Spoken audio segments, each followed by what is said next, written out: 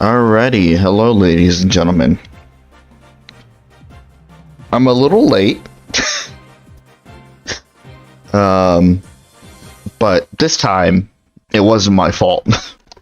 Well, not entirely.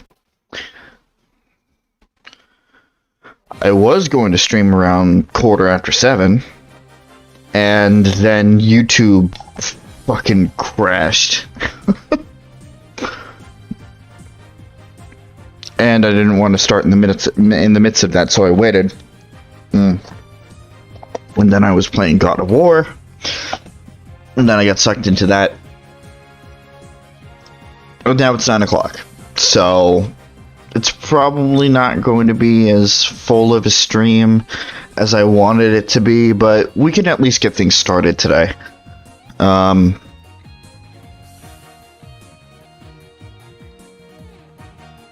Yeah, I think that's about it. As always, I'm just gonna make sure that the balance is palatable before we start, and then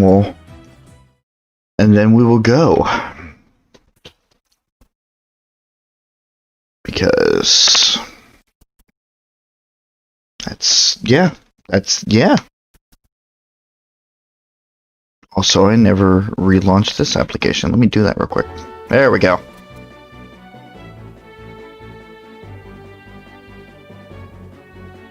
I certainly hope the sound balance is good.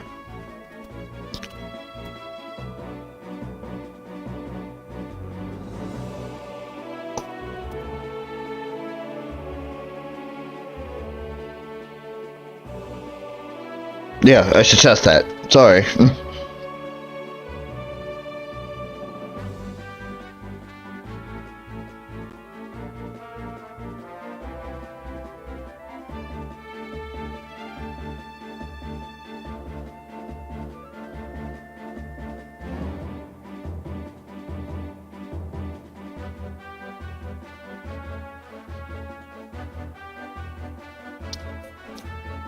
I need to be turned down.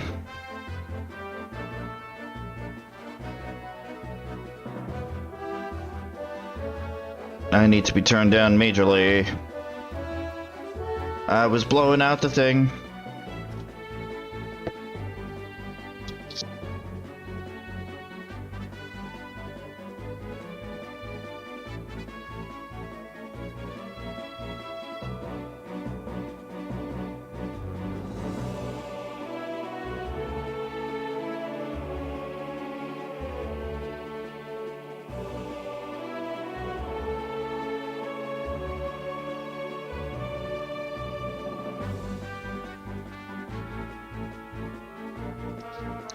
Hey Cassandra, how's it going?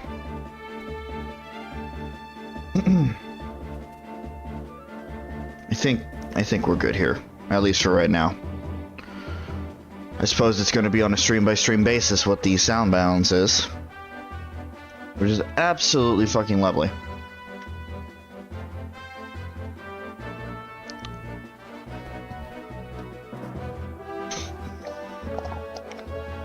But fingers crossed. As long as you can hear the game and you can hear me, that's really all that matters. Alright. Let's launch our way into this today. I am all tangled up. I'm a little tired. Today was kind of a type of day. The rain didn't help. And also waiting for YouTube to get their act together didn't help either. So I'm a little tired, but I'm going to push through. Alright. Actually, no. We'll do this. So we got Turnabout Countdown. We have the Monstrous Turnabout. Then we have the case that we just finished, Turnabout Academy, which was a decent case, except for means. And now we have the Cosmic Turnabout. Yes, I know today is Veterans Day.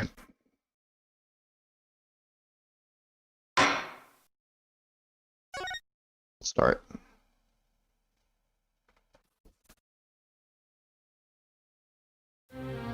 Now we're back in the present day. Well, not exactly. We're still in the past, kind of. The courtroom bombing incident. A terrible attack launched by the will of something, of a madman. The incident perfectly symbolized the state of the legal world in its dark edge of the law. Mr. Wright brought it to a resolution of sorts.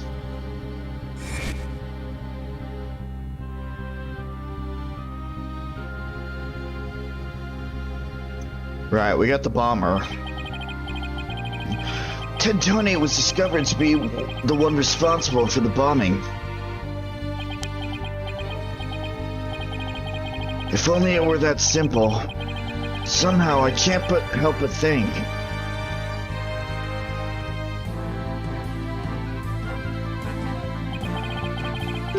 That there's a darker influence at work. One that's lurking in the shadows, waiting. That's why I want to review the trial that was taking place when the bombing occurred. After all, I've got more than a few personal stakes in it.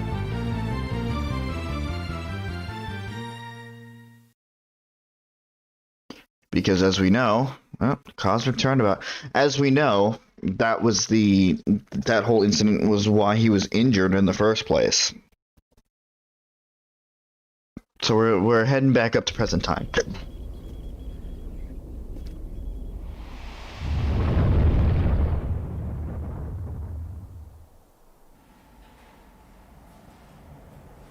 Remaining until launch.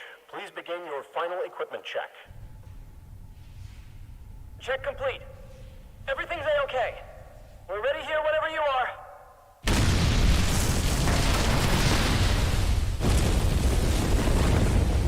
Come in at 2. Come in. Do you copy?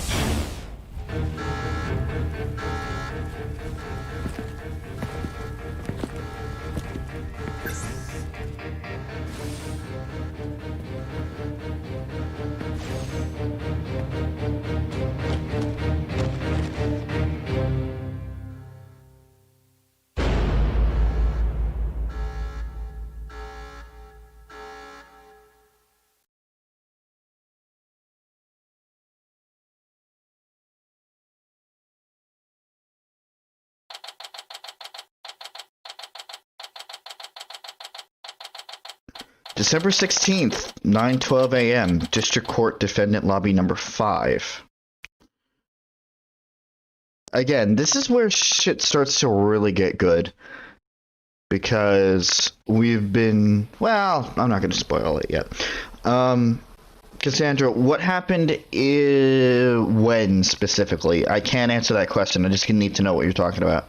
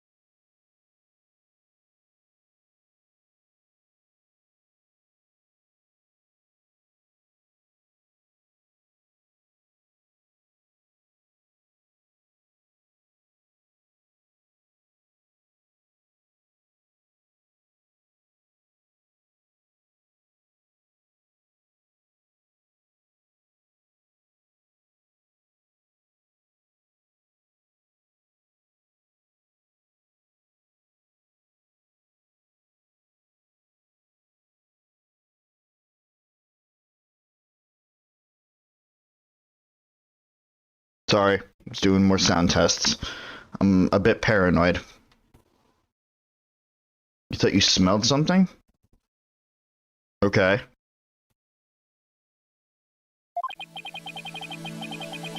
Time for another trial to begin.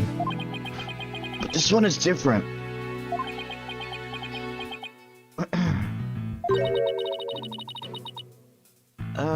Sorry to bother you, but... Oh! Are you alright, Apollo? Was I making a scary face just now?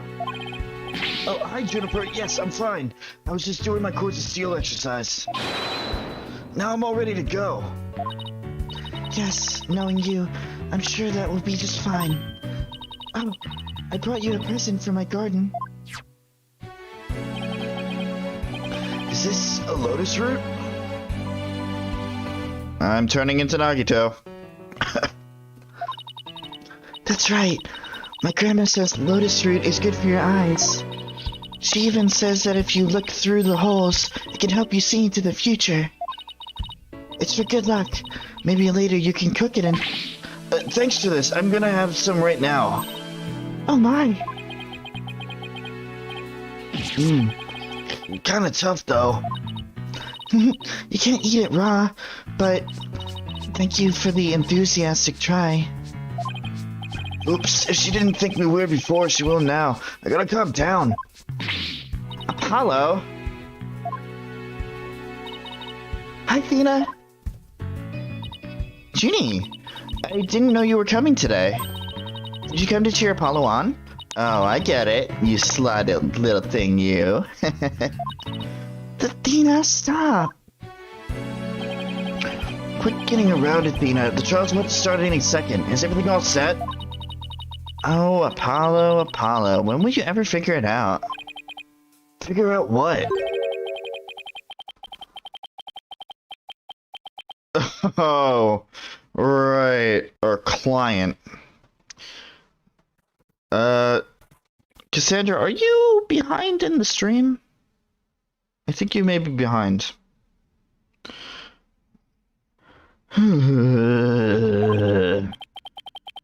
Wow, that was the longest sigh I've ever heard. Oh, this is it. It's all over for me. They're gonna find me guilty. It's our client, one Mr. Solomon Soul Starbuck. He's a very famous astronaut who happens to be an acquaintance of mine. You wouldn't know it right now, but he's usually very upbeat and, usually a very upbeat and driven person. The scene of the crime this time happened to be the Cosmos Space Center. Back in high school, my best friend and I went there a little bit too much. But that's where I met Mr. Starbuck.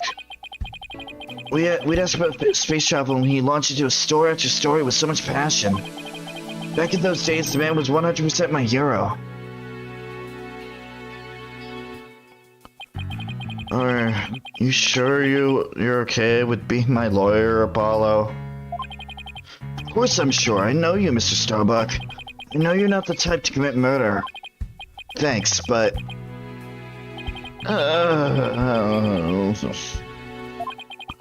was supposed to be in space right now.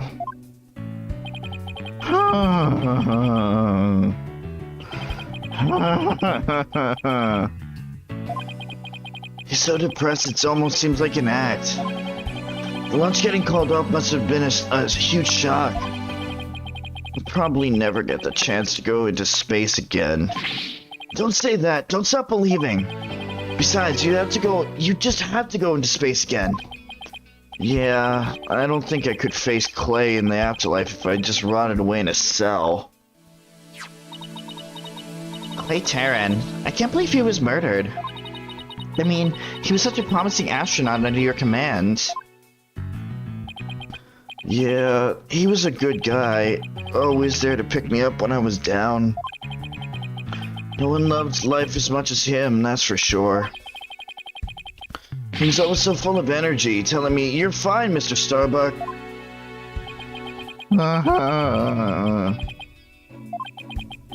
How could something like this happen to a guy like him, huh? I've never seen Mr. Starbuck so down. Stop sighing! Clay is gone and I'm going to prison. I wish I could burn up like a shooting star right now. Mr. Starbuck, you'll be fine! Ah! What is it? Oh, what's the yelling? I'll get to the bottom of this today, you'll see. In exchange, I want to go back into space for you and Clay, promise? Does that mean you have lots of evidence to prove my innocence? Oh, Well, about that, we didn't get to investigate the area as much as I'd have liked thanks to the police. I'm done for. I'm a goner. Everyone thinks I did it. Thought I was gonna soar like a comet, but I'm just gonna crash like a meteorite. No, don't say that, Mr. Starbuck. Don't count yourself out yet. I know it's hard to lose a teammate. But you gotta keep going. And what about you, Apollo? What about me? I was just thinking, wasn't Clay your best friend? We need to focus on the trial right now. Are you all ready to go? Apollo? The trial's about to start. If the defense would please proceed into the courtroom. Thank you, Larry Bailiff. Okay, here we go. This is it. It's one trial I can't afford to lose. For Clay's sake and our clients, I will find Clay's killer.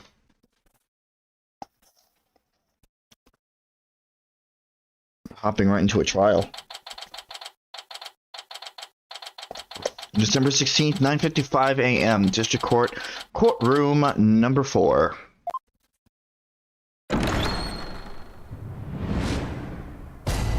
Just don't go overboard there, Cassandra.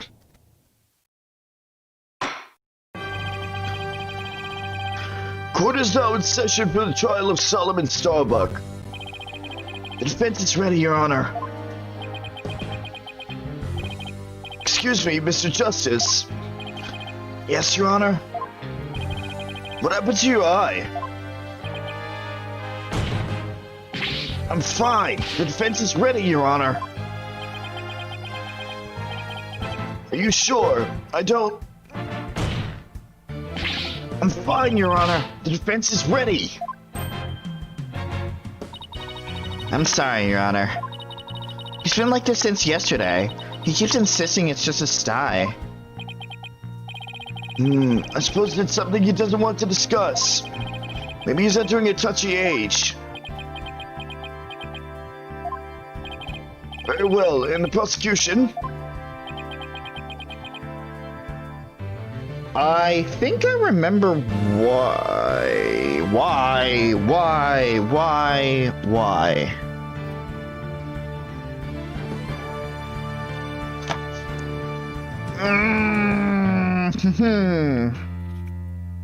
Hey, Cassandra, you wouldn't happen to be still with me, would you?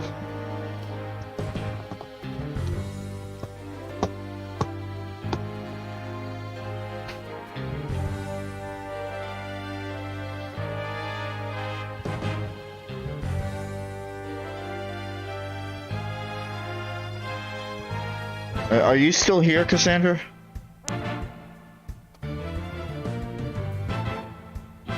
Yeah?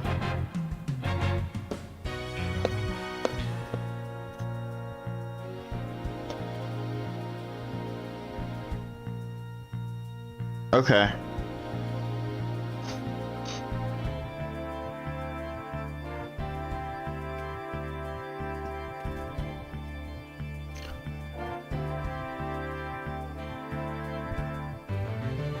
Good, because YouTube on my PS4 is having a fit, and I know that YouTube was down earlier, so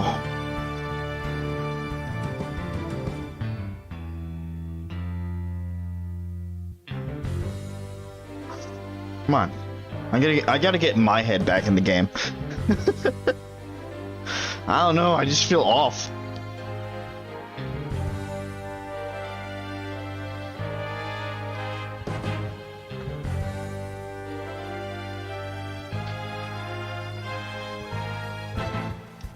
Oh, that's why.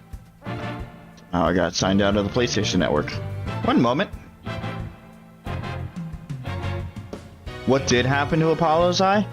I will be completely honest with you. I know what happened, but just for the sake of plot, I'm not gonna say anything.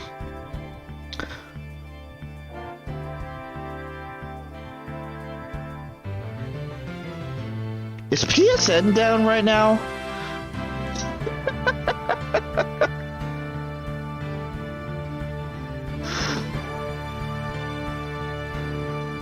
I think PSN is down right now. Are you fucking kidding me? Alright. I guess we'll be doing this without that. Could load it up on my Switch if I wanted to. Maybe it got infected? Yeah, maybe. I'm not saying anything.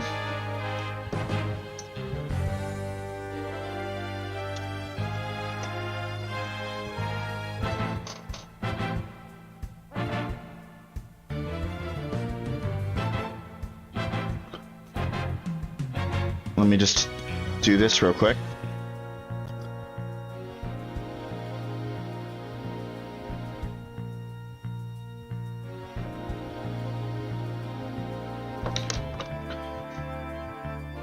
Anyway, sorry about the delay. It seems technical problems are abound today. Prosecution appears to be ready as well. Silence. Silence.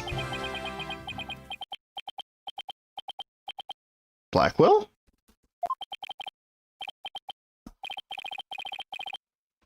Oh. Not yet. I'm not quite ready yet. Hmm?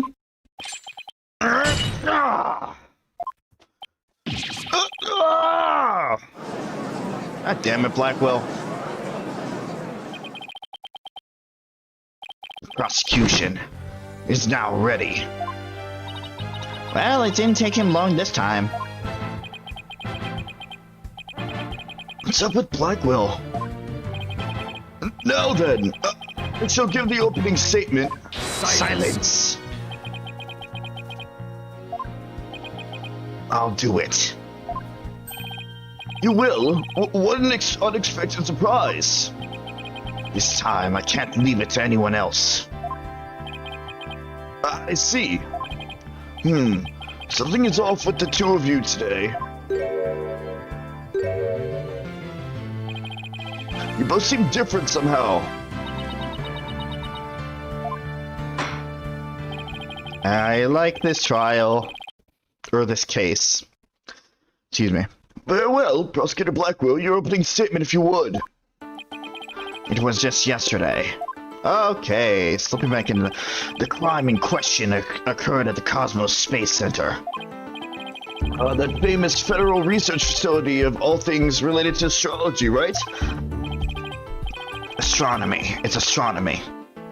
Anyway, a rocket was set to launch from there. But at 9:28 a.m., before they could even move the rocket to the launch site,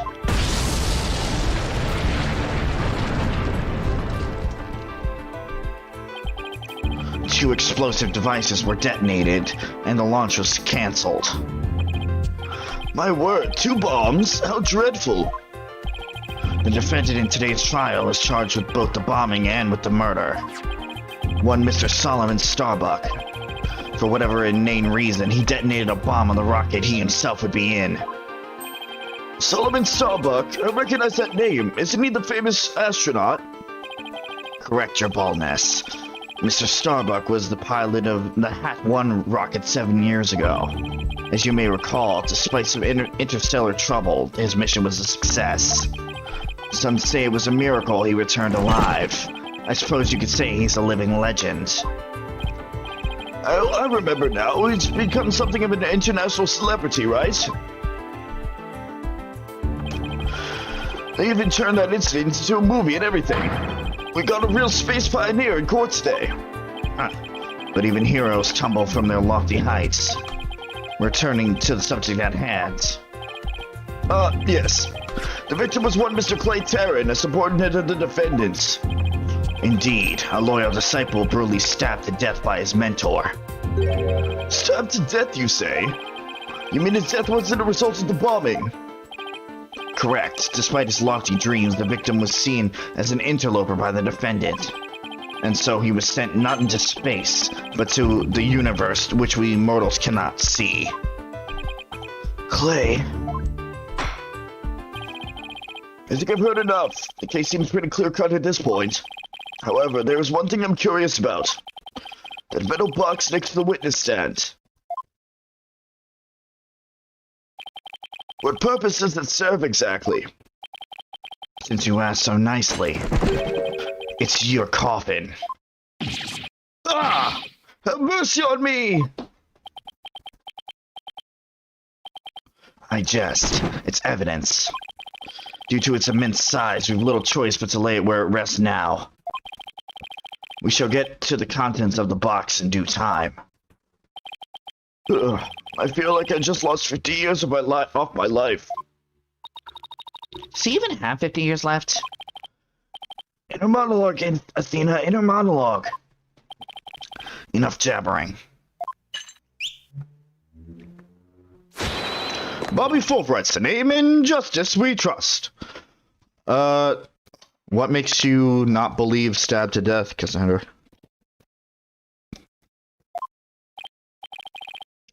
Ah, Detective Fulbright.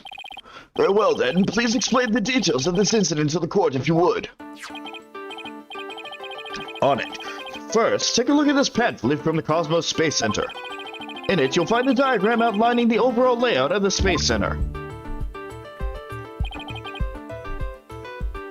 Ah, here we are. For a more detailed look at what's going on in the left side of the building. Take a look at this cross-section that we, the police, have created. See the launch pad in the main building? The launch pad is in the square building, and the rounded structure is the main. The launch pad is a square building, and the rounded structure is the main building, right? You got it. The incident took place in launch pad 1 and in the main building's lounge. I'll be using this diagram during my testimony. It'll make it easier to understand.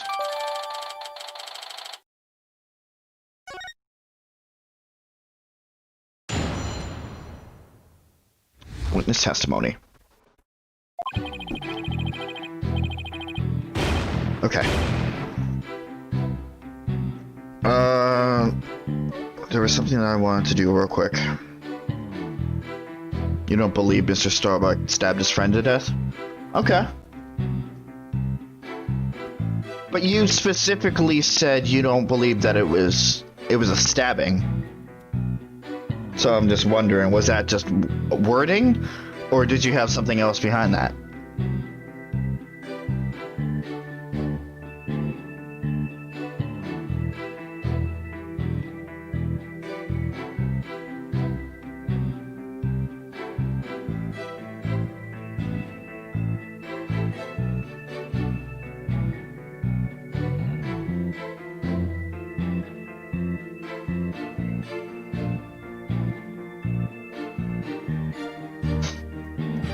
Okay. Right, I wanted to take a quick look at the court record.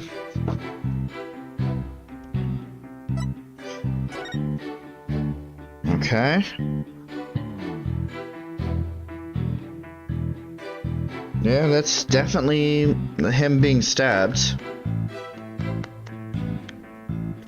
Damn it. Victim was discovered in the third floor boarding lounge in the main building.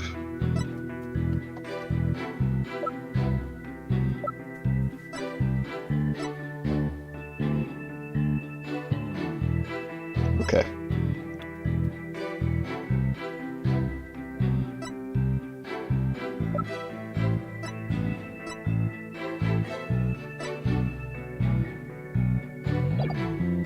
Okay. It was someone else? Alright. Just before the rocket was set to launch, 2 bombs went off. Boom, boom! One on the second floor of the Space Center's main building, and one in Launch Pad 1. Thankfully, only the 2 astronauts were at Launch Pad 1 at the time. The 2 of them managed to make it back as far as the boarding lounge, but after the escape, one of the 2 was found stabbed to death. Murder on top of a bombing. Detective, the victim was already dead by the time you arrived at the lounge, correct? Yep. Thinking he had sabotaged the bombing, the defendant attacked and killed the victim. Just look at this tragic photo. Yeah, it looks like a stabbing, alright.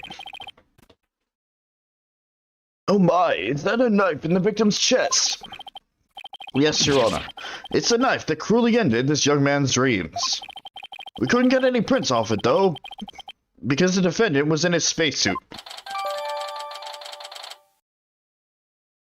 Yeah, definitely stabbing. Oops.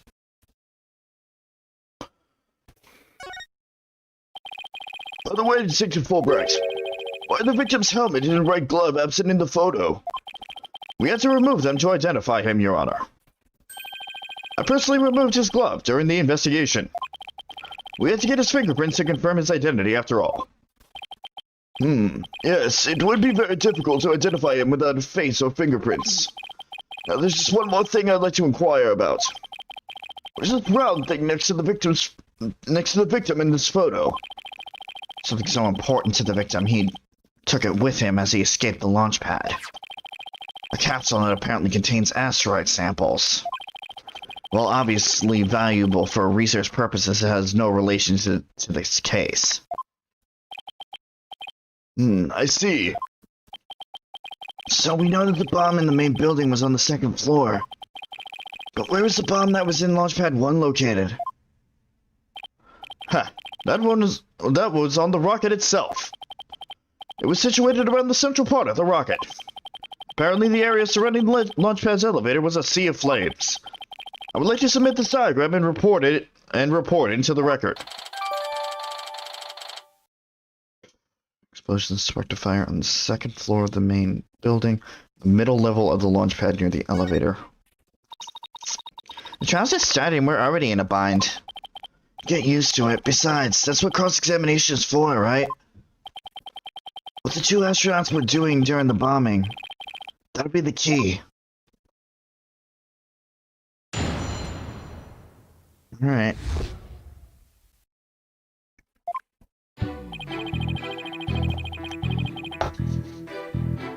Just before the rocket was set to launch, two bombs went off. Boom, boom. That's right.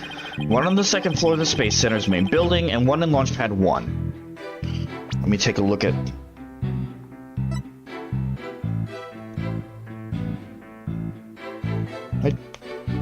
Okay. Okay. Thankfully, only the two astronauts were in Launchpad 1 at the time. What were they doing? Hold it! Are you sure it was only the two of them? It was just before the spaceship was set to launch, so of course it was only those two. Well, there could have been someone else inside that rocket. Silence! Silence! The notion of a third party in Launchpad 1 is utterly absurd. Just to enter the area from the lounge, one must pass through a door guarded by a fingerprint recognition device. And allow me to state up front that there are precious few with the clearance to do so. A fingerprint recognition device? It's not as futuristic and complex as the Space Center. Actually, it's not as amazing as you think, Your Honor. Take a look at this photo.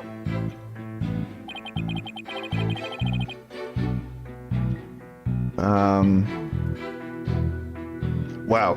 Okay. Brain, please. This is the lock. This is the door in the lounge with the fingerprint lock. Only personnel whose fingerprints are registered can pass through. I see.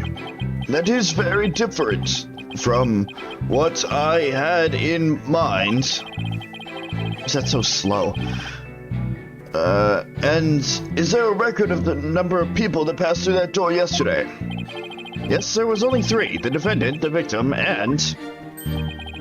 the director of the Space Center, Yuri Cosmos. Doesn't that mean it's possible that the director is the one who did it? Not a chance. He was in the main building when the bombs exploded at 9:28. Doing his job directing the launch. Besides having an alibi, he has no motive for committing these senseless acts. Here's the point. Guess the director can't be considered a suspect then. Okay.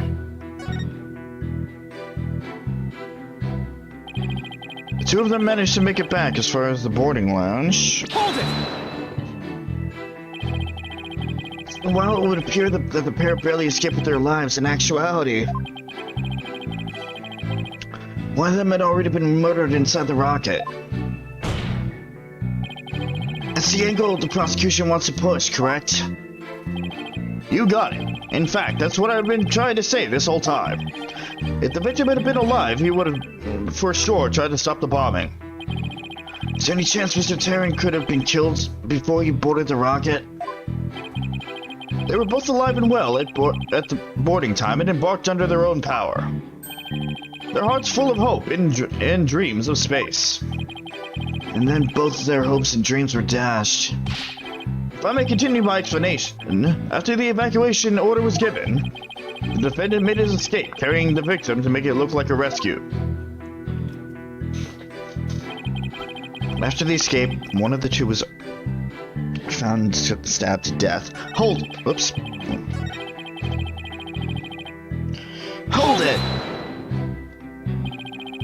And who was the first to find the victim? Actually, there were two of them. The Space Center director, Yuri Cosmos, and Detective Candace Arm. One of them was a detective. Yep. Detective Arm specializes in bombings, you see. She and the director were ordering the evacuation following the explosions. They were also worried about the astronauts, so they hurried over to the boarding lounge. That's when they discovered the victim along with the defendant. The witnesses, huh? And one of them was a detective. I doubt either one would have had anything to say that would help me. Huh. It's like he's trying to give us as little information as possible. Your prosecutor Blackwell's got his tongue. Well, don't let that hold you back. Keep pressing until we get what we need. What's up, Cassandra? Hold it! How powerful were the explosions? Well, the one in the main building wasn't strong enough to bring the place down. But the room it went off in was burned black. Thankfully, nobody was hurt. Due in part, of course, to me stepping up to lead the evacuation. Wait, what were you doing there in the first place, Detective Fulbright? I'm Bobby Fulbright, hero of justice. I'll be there whenever and wherever people need my help. I'll go to the other side of the world, or even the edge of the universe. Not sure how he knows how far that actually is. But I guess I'll leave that one alone. Admirable decision, Justice Stono. Huh? What do you decide? Anyway, could you describe what it was like at the space station at that time? The bomb cut the power to the central bank of elevators and the third floor lounge. It was pitch black. It was pitch black in there, I tell you. However, the security cameras and whatnot were running on emergency backup. How did the evacuation go? I immediately and heroically whisked people down to the Space Center's basement shelter. Basement shelter? Yes, there's an emergency shelter beneath the space station. Emergency shelter, huh? Oh, here it is. It's at the bottom of the diagram. The Space Center is pretty impressive to have its own shelter. Bombs went off despite tight security. Police officers and riot police who had been standing by gave evacuation orders. Power outages and evacuation seem unrelated to the murder at this point.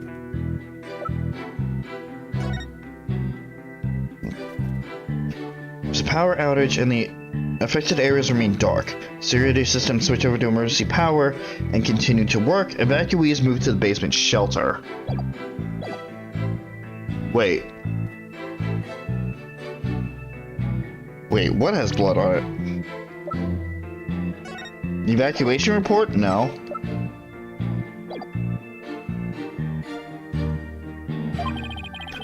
Guess I'll leave that aside for now. So there were 2 explosions in total, correct? Yep, that's right.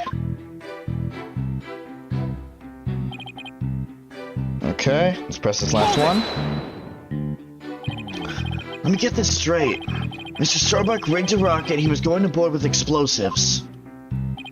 Huh? What are you talking about? If the defendant really did plant the bomb on his own rocket, he did get caught up in the explosion as well. Oh, I hadn't thought of that.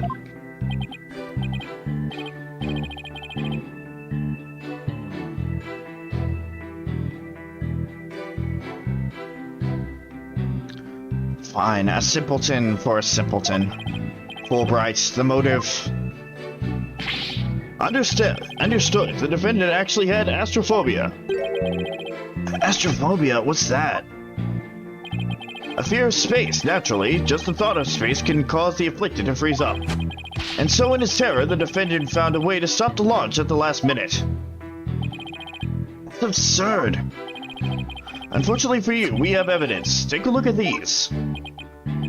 What are they? These are anti-anxiety tablets we found among the defendant's possessions. Apparently, he was taking them in secret to quell his fears.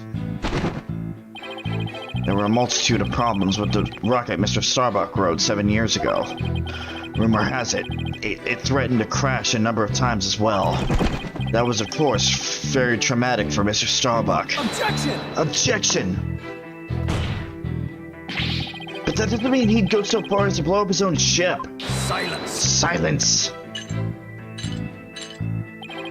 The defendant couldn't bear to mar his good name, now could he? No, not after the media had branded him Soul Starbuck, space pioneer extraordinaire. Given these conditions, the defendant could hardly run away from like some base mutt. What, so that's why you think he resorted to the bombing? Naturally, he constructed this act of sabotage in an attempt to blow up the Space Center, which would effectively abort the launch, but spare his reputation.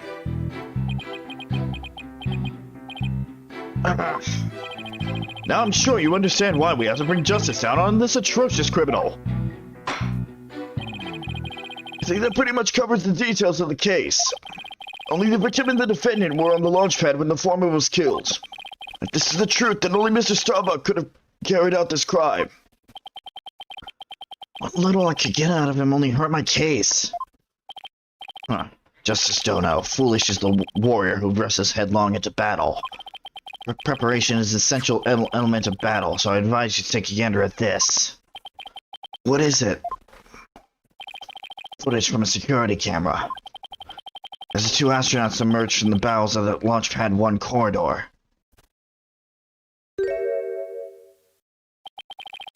The boarding lounge security camera captured their desperate escape. Now I would direct your attention to what the defendant is shouldering, which you can see is none other than the lifeless body of the victim. What?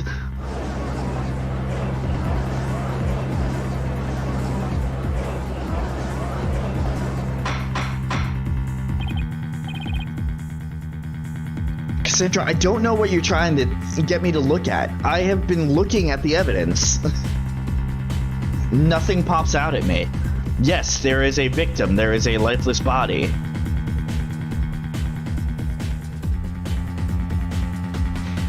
Order, I say! This lines up exactly with what the prosecution has been asserting. I should have known Blackwell would have had something like this ready.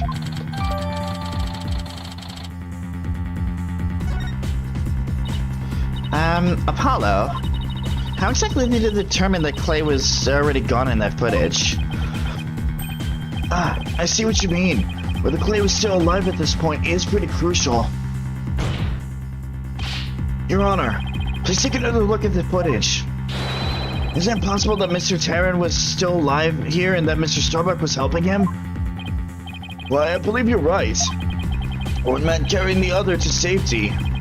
What a beautiful expression of friendship. Silence! Silence!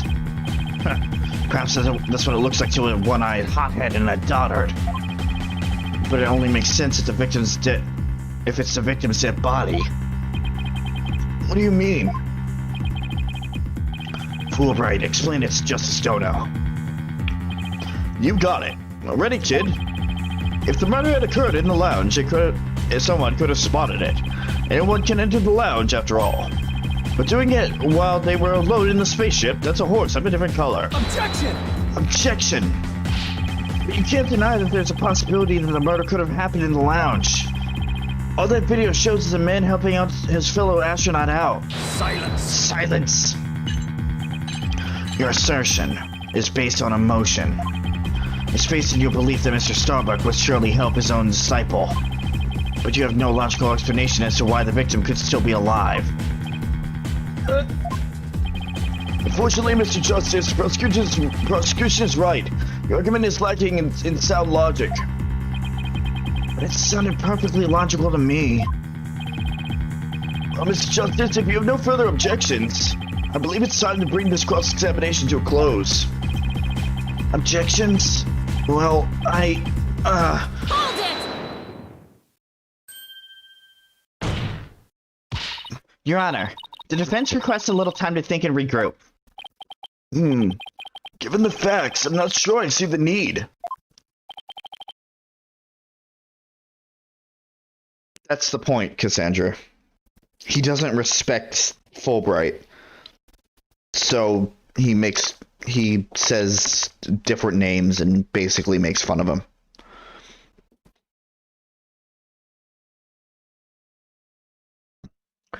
What is it, Athena? It's just, and there's something that's been bothering me. If it isn't the defense stalling for time, as always. Very well, I'm feeling generous. You may have a small measure of time. Yes. You have 5 seconds. 5 seconds? After that, I declare this cross-examination to be closed and a verdict to be rendered. Your baldness, raise your gavel high. It's time for a countdown. Oh! Ready? We don't have time. We don't have time. Spit it out, Athena. Only 3 more seconds. Look, I don't think the prosecution's explanation is very complete. Meaning there's something missing. Like, they conveniently left it unexplained. Something they didn't explain. You're right. I think I know what you're talking about. Your 5 seconds are up, Mr. Justice. Is there anything about the prosecution's argument that you'd like to rebut? Yes, Your Honor. Actually, there is. There's something in the prosecution has yet to make clear to this court. Well, if you put it that way, what is it the prosecution has failed to explain?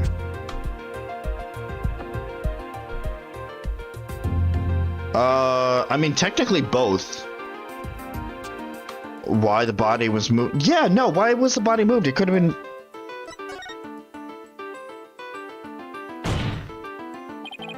They failed to explain why Mr. Starbuck would bother bringing the body back at all. If the defendant wanted to kill the victim, why didn't he just leave his body in the rocket? Yes, Cassandra. What?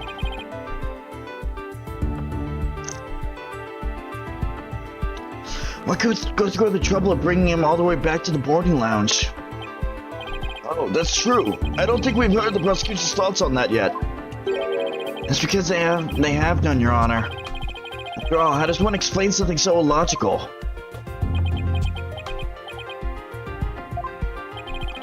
Prosecution is claiming that the defendant moved the victim's dead body. But what if the entire premise of that argument is wrong? Then let's hear your theory, Mr. Justice. You missed it? Okay. Defense proposes the defendant didn't kill the victim, he was helping him. Fulbright, explain it for our sad friend here before I nod off to his monotone monologue. Inform him exactly why Spaceboy moved the victim. Huh? They've gotta be joking! It's simple. Mr. Starbuck did what he did to direct suspicion away from himself. He wanted to create the impression that he heroically risked his life to save his partner. That's why he made sure to make it to the security camera so there'd be a record. At the very least, he appears to have achieved success with you and the old man. Man carrying the other to safety. What a beautiful expression of friendship. The average person wearing a spacesuit weighs easily over 200 pounds, saving the life of a partner who weighs as much while trying to escape deadly flames. What a dramatic sob story fit for the silver screen. Indeed, I was completely taken in by the humanity of the story. You see, yet the true ending is that all traces of his hammy act were meant to be blown up. Yes, and now we arrive at the thrilling conclusion. The third explosion. Objection! What are you talking about? There was no third explosion. Silence. Silence. Indeed, you are correct. But that is thanks to Detective Arm. It was she who identified and secured the bomb. However, it doesn't change the fact that the third bomb was discovered in the lounge. The steel coffin beside the witness stand, that would be a bomb transport case. We use that to transport the deactivated bomb here. It was found in the lounge, a bomb in the form of a most distasteful toy. What? One on the second floor of the main building, one on the launch pad, and one in the lounge. The defendant planned to set up 3 firework displays. Fortunately, the third was discovered before it could be detonated, for had it not, the victim's body and other vital evidence would have surely been immolated. Objection! Objection! Ah! Before you utter a word, know that the evidence supports me. It's like he's reading my mind. As it is still undergoing forensic investigation, I do not have the evidence on hand. However, know that a particular item was found in one of Mr. Starbuck's pockets. Is it a detonator? It's a detonator. Specifically, a bomb detonation switch. You found what? I suspect the defendant had no time to destroy such damning evidence. When the Space Center director and Detective Arms stumbled across the murder, so he thought to hide it in his pocket. Feeble brain that he is. No, Mr. Starbuck would never do anything like that.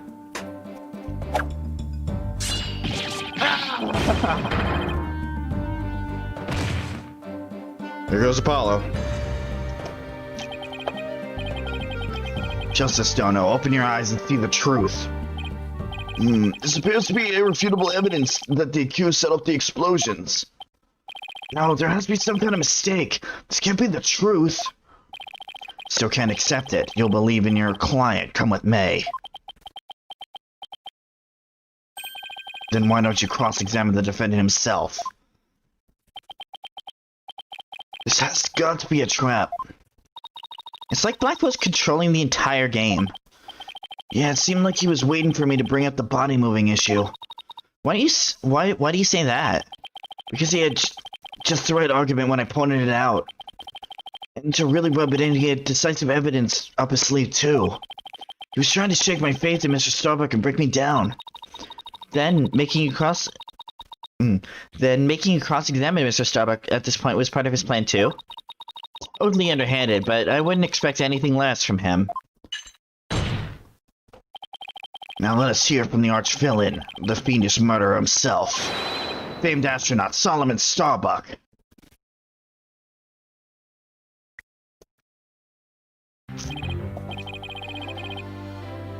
Witness, your name and occupation, please. Solomon Starbuck, astronaut. How did this happen? Mr. Starbuck, you weren't looking very well. Will you be able to give testimony?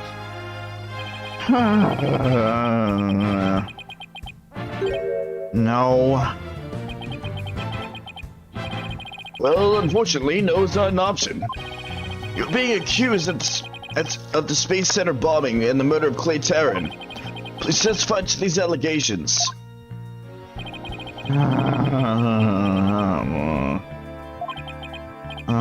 Mind if I take this suit off? It's getting really heavy. Silence. Silence! It's not the weight of the suit that you feel, but your sins. Prepare to carry that weight for the rest of your life. Banish me to the moon. I don't care anymore. Wow, that was super negative. Is he going to be alright up there? He'll be fine, I think.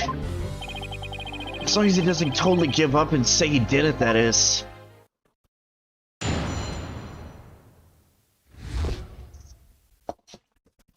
I didn't kill him. All I did was support Clay over my shoulder and get us out of the rocket. As, like always, I took the elevator down to the middle level and headed for the corridor. Clay had passed out by the time we got the order to evacuate. I didn't kill Clay. I was trying to save him. So you assert you didn't set off the bombs or murder the victim?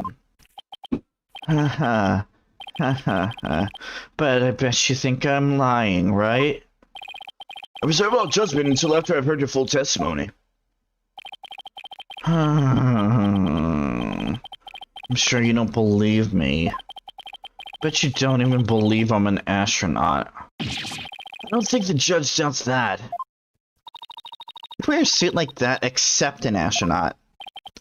I will say that when I saw you in that movie, you appeared quite courageous, though I suppose reality never lives up to fantasy. I guess I'm just a big disappointment. Haha. I really don't care what happens anymore. Oh no, he's completely given up.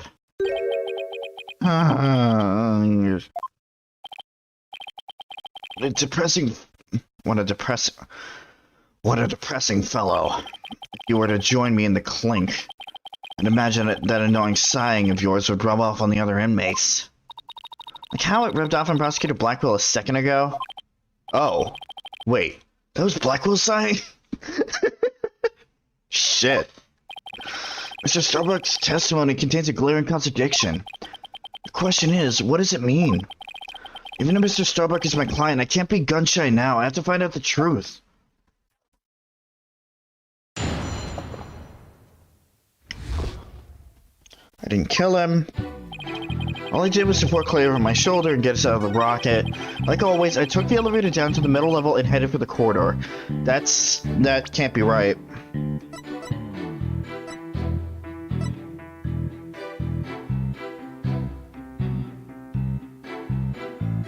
Objection!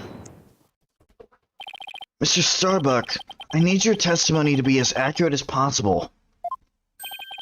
Was I not being accurate? No, because it's impossible for you to have taken the elevator down to the middle level. What makes you say that, Mr. Justice? Please recall where the bomb went off in Launchpad 1.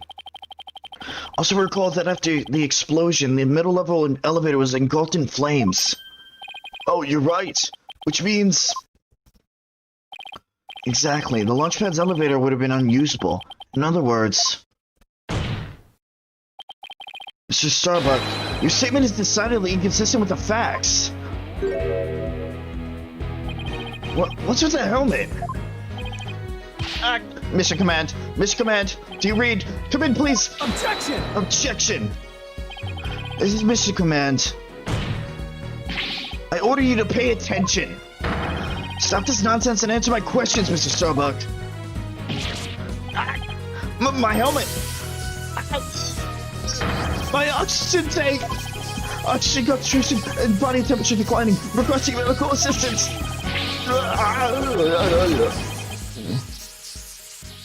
That was quick.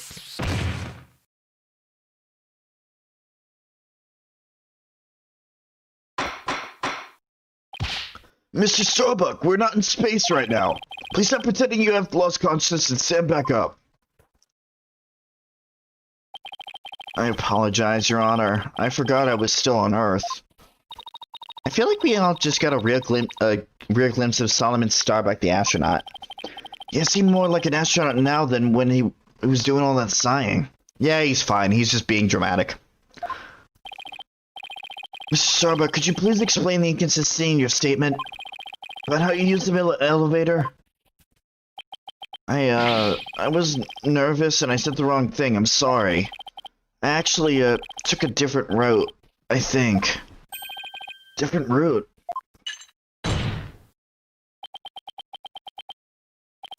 I hope you're able to deliver a straight story this time. I'll get it right this time. Maybe. No, I mean probably. Probably. It's understandable to be nervous, but let me remind you, accuracy is paramount in court.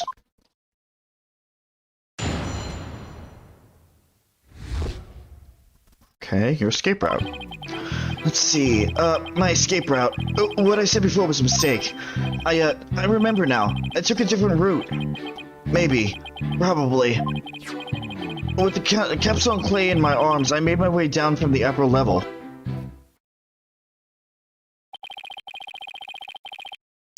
No. You're saying you escaped without using the elevator? That's right. There's a ladder that spans the upper and middle levels. I used that ladder to get to the middle level. Luckily, the fire hadn't reached the ladder, so we can make our escape that way. And the capsule you mentioned, I suppose you mean the thing next to Mr. Tarrant here? Was the capsule that important that you'd risk your life to take it with you? It almost goes without saying, but yeah, the capsule contains asteroid samples. Therefore, it's invaluable as research material. With the spacesuit on, Clay weighed a ton, but security capsule was also important. I need you to answer to the best of your ability. Mr. Starbuck, please remember that your verdict is writing on your testimony.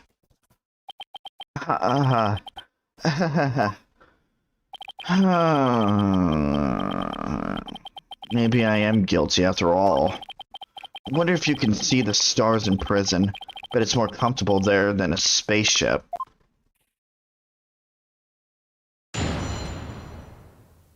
Christ. Let's see, my escape route, what I said before was a mistake. I remember now I took a route, maybe, probably. Yeah, okay. Could you expand on that, please? Maybe, probably. Did I hear you right, Mr. Starbuck? I didn't say either of those things. Mr. Control, come in, please. An error has occurred in the sound system. Activate the emergency tin can telephone. No! Tin can telephones are ineffective in the vacuum of space. Silence. Stop this nonsense, or I will summon you and your tin can telephone. Right, I'm begging you. I'll tell the truth. Just don't suffer anything. Paolo, is he going to be alright? I'm starting to think he's not. Let's see. So about when we were running away. With the capsule and clay in my arms, I made my way down from the upper level. Hold it. The upper level of the launch pad area. That's right. That's what I said, isn't it? Granted, that route does exist. So to recap, you had clay over your right shoulder and the capsule in your left hand? Yeah, it's really important, so I couldn't let it get burned up. Even though clay was really heavy, I couldn't afford to carry him with both hands. Did the best I could with him over one shoulder, and the capsule in my other hand. I don't think the meaning of what he just said has hit him yet. Huh. You know what you have to do with that statement. Justice Dono. Yes, I know. Well, I've come this far, no turning back now. It's time to present some evidence. I know. I know. Just like in the footage.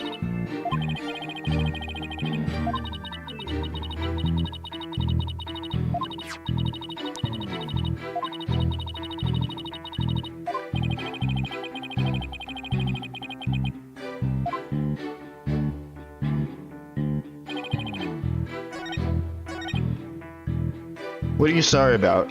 If I said anything, that wasn't to you, that was to Athena.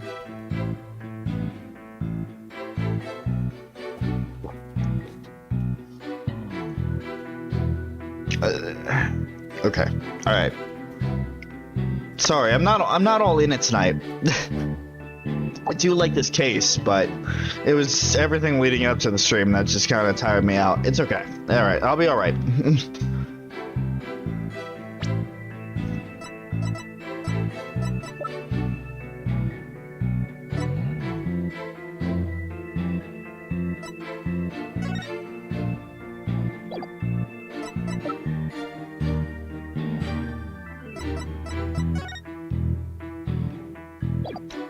Is it this? Objection! Yeah. Mr. Starbuck, why don't you just tell the truth? The truth?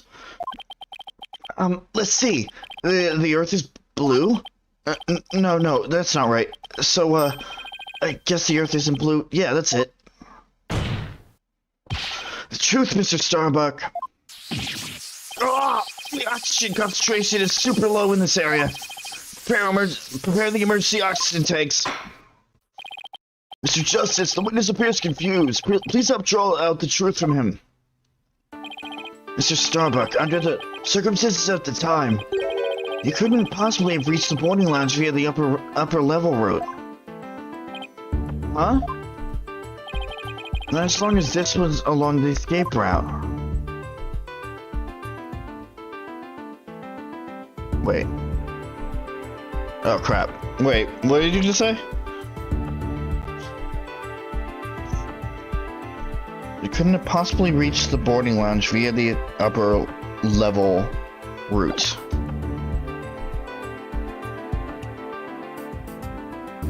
Alright. Take that! Oh shit. I got it wrong. What's the matter, Mr. Starbuck? Not as long as this, but... It's not the utility knife.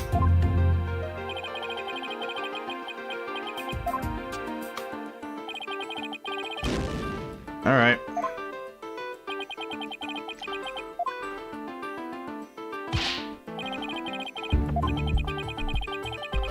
At the time, Starbuck couldn't have made it to the boarding lounge via the upper level route.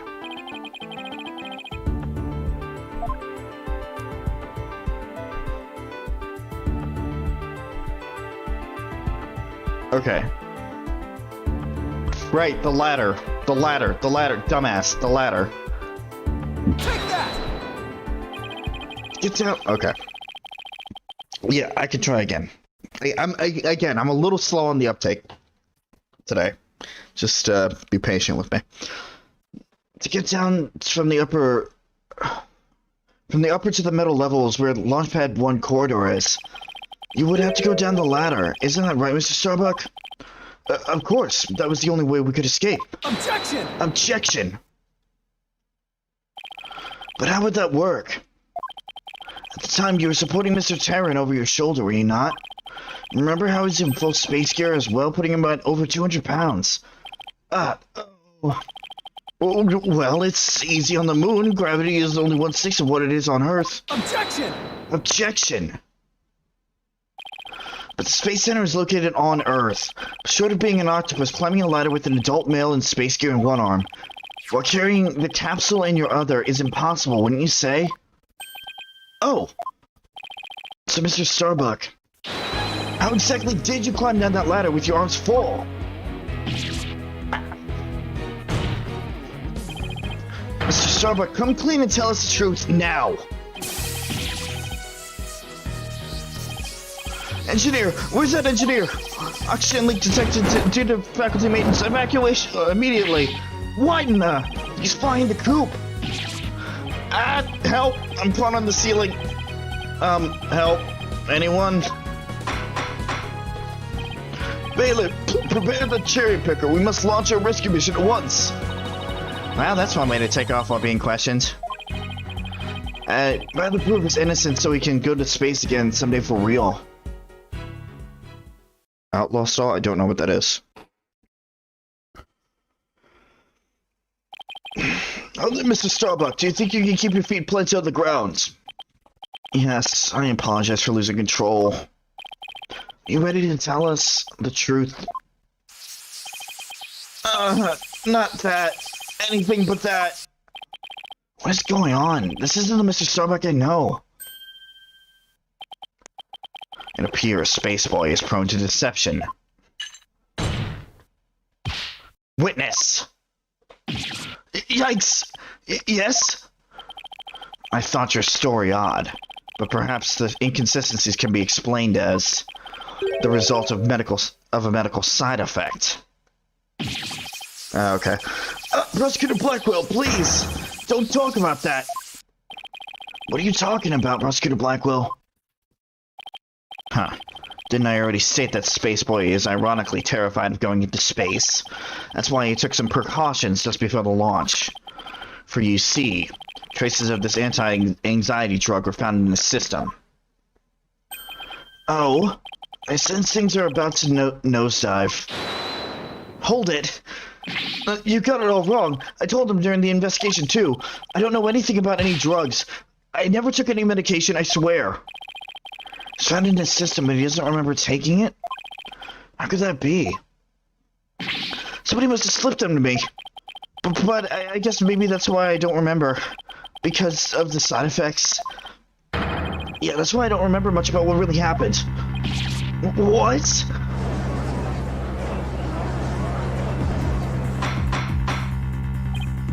Order in the courts. We can't get any useful testimony out of him if he doesn't remember anything. Well, this certainly explains why his testimony kept changing. Why didn't he just tell me he couldn't remember? I guess he didn't want anyone to find out he was terrified of going into space. Maybe I really did do it. Which brings up the answer to our original question of how the witness climbed down this ladder with a dead body. It does? So what is it? A dead man feels no pain and makes no complaints, Justice Dono. So the body was simply dropped down from the top of the ladder. Oh my! I see! And then the defendant could climb down with his free hands. Objection! Objection! Drop the body down. Who would do such a disrespectful thing? Besides, dropping the body down would leave marks on the body itself. So you are capable of quick thinking? Yes, you are correct. Really? Oh, I mean, thanks.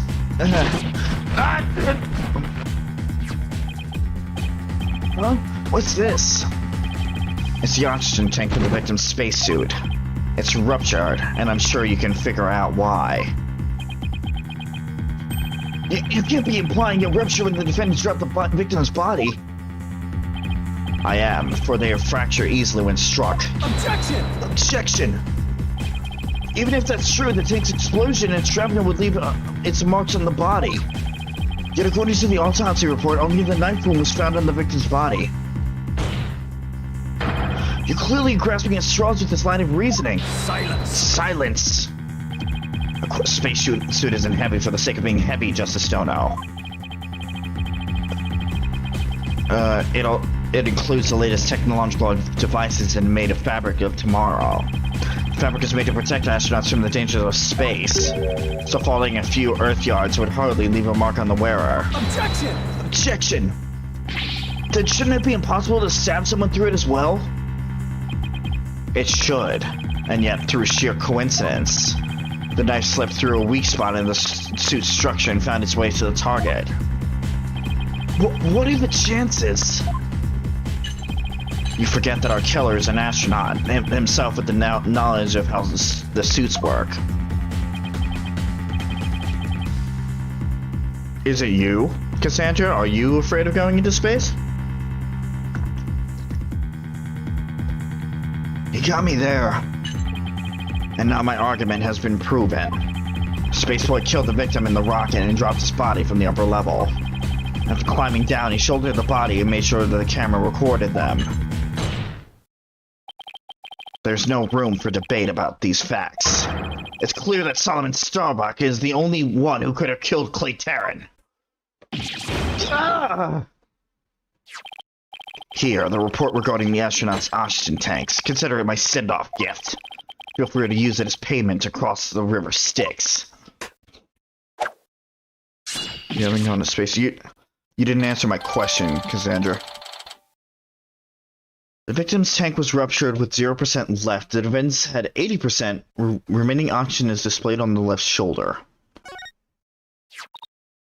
Hey, this report is pretty detailed. Let's see. The display on the astronaut's left shoulder shows how much oxygen remains. Guess that means those glowing cyan, digits represent the amount of oxygen remaining. I'm done for. I'm going to prison instead of space.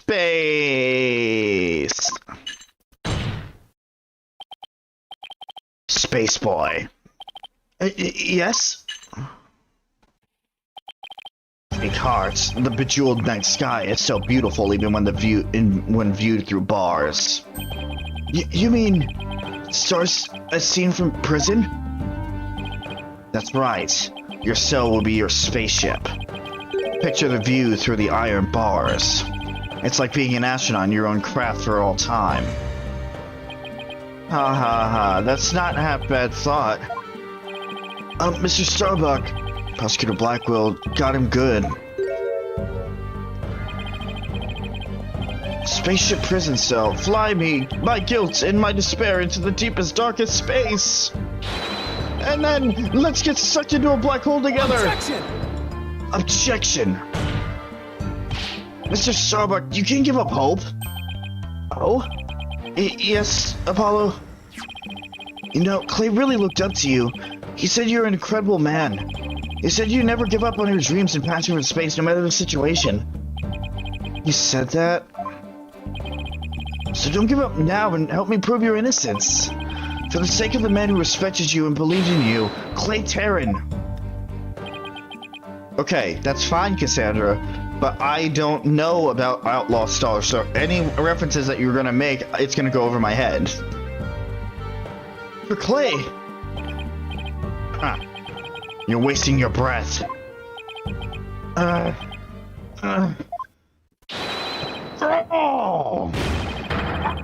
Okay. I can't go any higher than that. I probably shouldn't even gone that high.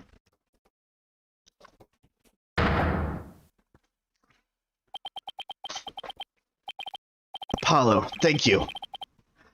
I can see things clearly now. It's fine, Cassandra. It's just especially in situations like these when I'm trying to split my attention. Like, if you're making a reference I don't understand, it's going. Oh God, I'm gonna get a little frustrated. Apollo, thank you. I can see things clearly now. Mr. Starbuck, I'm fine now. Thanks for reminding me of my life's mission. Right, we'll both be fine. I'll prove your innocence, you'll see. And after that, we'll get you back into space. Roar! You've ignited the booster rockets of my soul! I'm on fire! I am Solomon Starbuck, astronaut, a cosmic hero chosen by the universe itself. This is no time to be whipping and crying. I can't let you and Clay down. Overdash.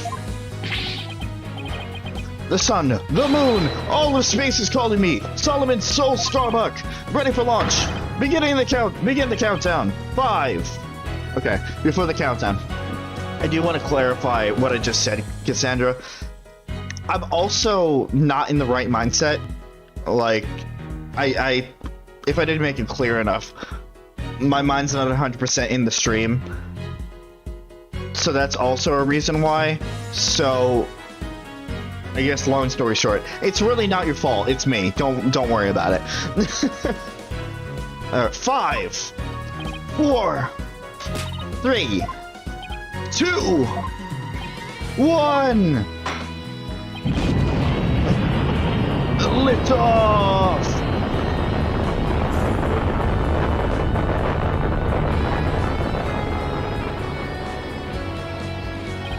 Well, I feel like I've witnessed an actual rocket launch. Apollo, you did it. You broke Prosecutor's guilt trip over a grip over Mr. Starbuck. I can't take the credit. It was all Mr. Starbuck. He pulled himself through. If you simpletons are done massaging one another's egos, no matter how positive your mood, my advantage still remains unshakable. I have but to wait for the final guilty verdict. Isn't that right, your baldness? God, I can't let up now. I have to stop Blackwell. I have to see this through. Mr. Starbuck just has to make it back into space. That's a nice picture. That's a really nice picture. I won't allow Clay's dream to remain unfulfilled. I've gotta destroy Blackwell's argument somehow. Think, Justice, think. If the only people at Launchpad 1 were Clay and Mr. Starbuck, and if Clay was already dead by the time this footage was taken, then the only person who could have killed him is Mr. Starbuck. The only way to counter Blackwell's argument is if I can prove that Clay was still alive when they arrived at the boarding lounge. In which case, I should be able to find some contradiction in the evidence itself. Now, let's see. About this data we just received. This supposedly proves that Mr. Starbuck dropped Clay's body in Launchpad 1. But if I'm going to prove that false, then there must be something I can use here. Enough of this farce, your baldness. Let's have your verdict. Objection! Objection! Prosecutor Blackwell, you seem to be in quite the hurry to rush the verdict. But about this oxygen tank data you just submitted now. It says that Mr. Starbuck's tank had 80% remaining while Mr. Terrence had 0.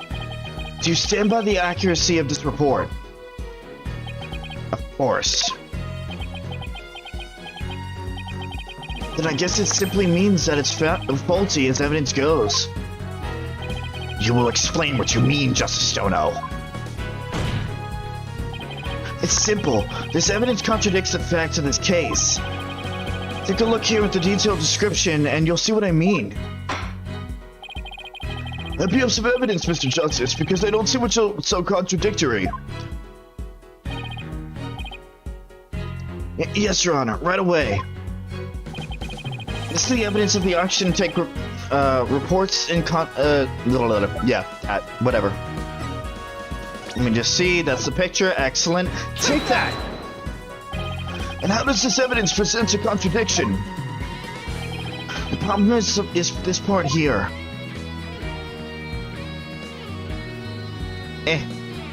It's a number. It's a number. That is not an 80. Take that!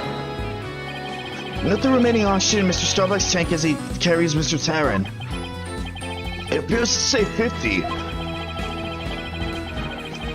Yes, but according to the data, our client's tank had 80% remaining. The oxygen in the tank increased. See, Your Honor finds it as strange as I do. It's bad enough that there is a contradiction. The increase in oxygen is beyond illogical. Oh my, you're absolutely right. What is going on here? Silence. Silence. I too find it odd that the oxygen remaining has increased. It would be as odd as if my rations were to increase. But what does that prove? It doesn't change the fact that it's the defendant carrying the victim's corpse. Objection! Objection! I'm going to bet you don't get more rations because you don't abide by the rules. Either way, the oxygen remaining shouldn't increase just as your rations don't increase. Therefore, this new information is critical. We can't overlook it. Silence. Silence. In that case, you have an answer to this riddle of mysterious increasing oxygen. You'd better not disappoint, or I'll declare the inconsistency as mere equipment malfunction.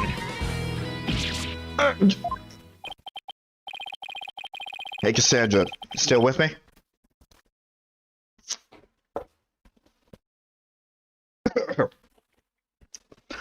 Prosecutor Blackwell has a point. It could simply be a malfunction. Mr. Justice, if you could provide an adequate counter-argument to the point, I'm afraid I must bring this trial to an end. So do you think you can explain why the remaining oxygen levels increased? Okay, good. Let's make sure. Of course I can. The thing to do at a time like this is turn my thinking around. Mr. Starbuck has no memory of it, but he claims to have carried Clay. So this man with the 50 on his tank ought to be Mr. Starbuck. But if anything, the display on his oxygen tank should have stood an 80. There's a clear contradiction between the report and the security footage. So what I should be asking first is not why did the oxygen level increase, but what had to have happened to make it look like it increased? Am I making some kind of mistake in my base assumptions here? Well, Mr. Justice, we're waiting. Yes, Your Honor, I'm ready to answer. This is why the remaining oxygen appear to have increased.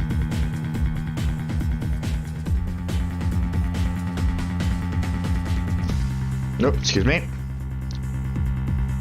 We're going the other way. No. The tanks were damaged. No. The victim was carrying the defendant?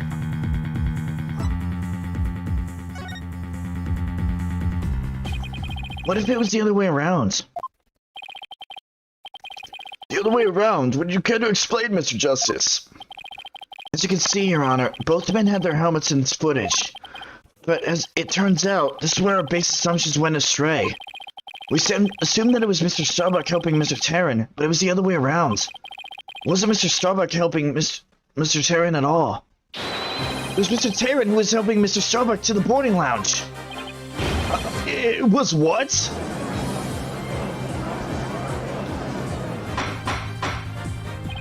Order! Order! Mr. Justice! You mean to tell me that the person on the right was in this image is the victim, Clay Terran? It's the only way the riddle of the increasing oxygen level can be solved, Your Honor. At this point in time, the remaining oxygen in the victim's tank was at 50%. And when the victim was found in the boarding lounge, his tank was at 0%. That's right. There's nothing contradictory about the oxygen level decreasing. This means Mr. Terran was alive as they made their escape to the lounge. Silence. Silence. How short your memory is. Have you forgotten what you yourself proposed? I mean, if the victim was alive at this point in time. How did he descend the ladder with his arms full? Objection! Objection! Prosecutor Blackwell, you can't hurt me with a broken blade. Excuse me? It's true that we don't know how they got down the ladder. I suppose that matter needs further investigating. But we have proven that Mr. Terran was alive when he reached the boarding lounge. The boarding lounge. This fact alone shatters your claims. It opens up the possibility that the victim could have been killed by a third party. There were two people who claimed to be the victim on the scene. But can we truly trust their statements? Let's see. The two people were Detective Candace Arm and Yuri Cosmos, right? You think that one of them might have given a false statement to the police? Yes, it's certainly possible. We might have to do a little more digging. Here's what have to hear the testimony of these first two people on the scene. Score. Come to think of it, Change of Arms should be here in the court right now. Bailiff, could you please show the Change of Arms to the stands? Hold it.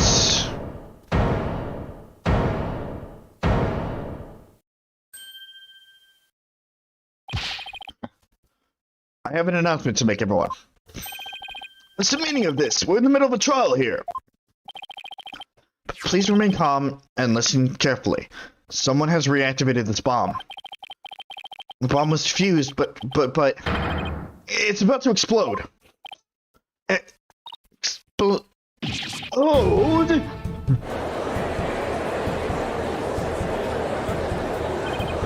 A bomb now? And this is where the timeline connects. Everybody run!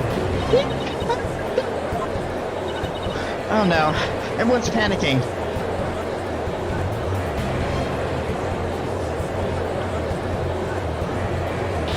Silence!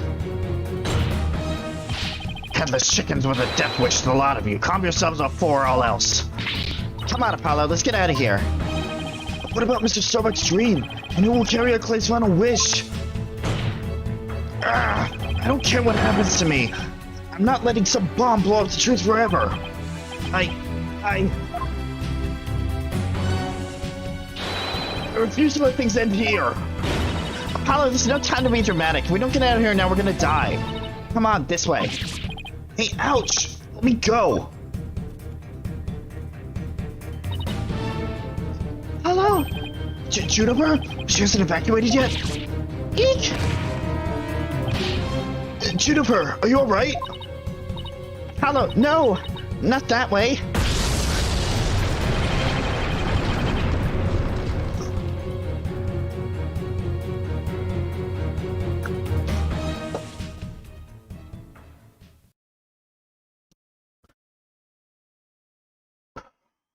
Ooh. To be continued. Let's take a little peek at What's going on here?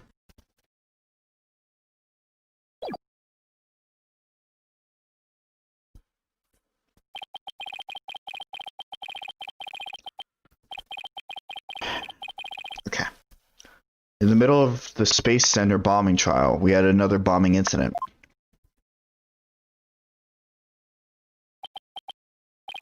This one destroyed courtroom number 4. Furthermore, Apollo suffered massive injuries from being there when the bomb went off.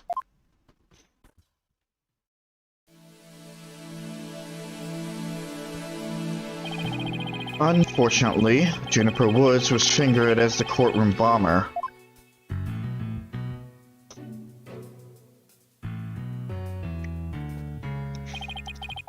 Athena and I knew she had to be innocent, so we took her case on.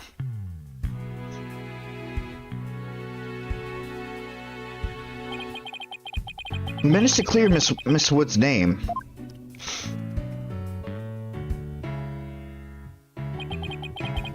But Apollo sustained further injuries when he was attacked by Ted Tonate.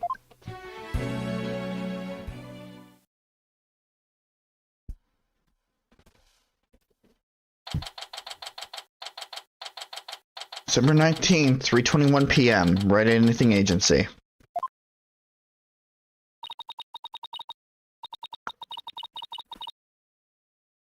Apollo's a tough guy, but this is taking its toll on him. Yeah, poor guy. Being attacked by Tonate like that on top of all of his other injuries. Apollo was resting at the nearby Hickfield Clinic. I've had some experience with that place myself. An awful turn of events. I never thought he'd land in a hospital of all places.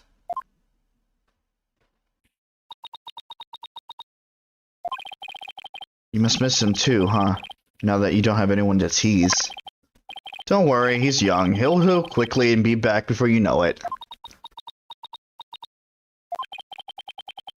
It's been a while since I last saw Suzie look so down.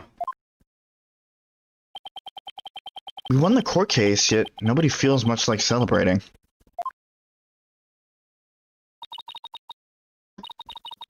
Alright, enough of this, people. This is not time to be moping around. Now dry those eyes, both of you.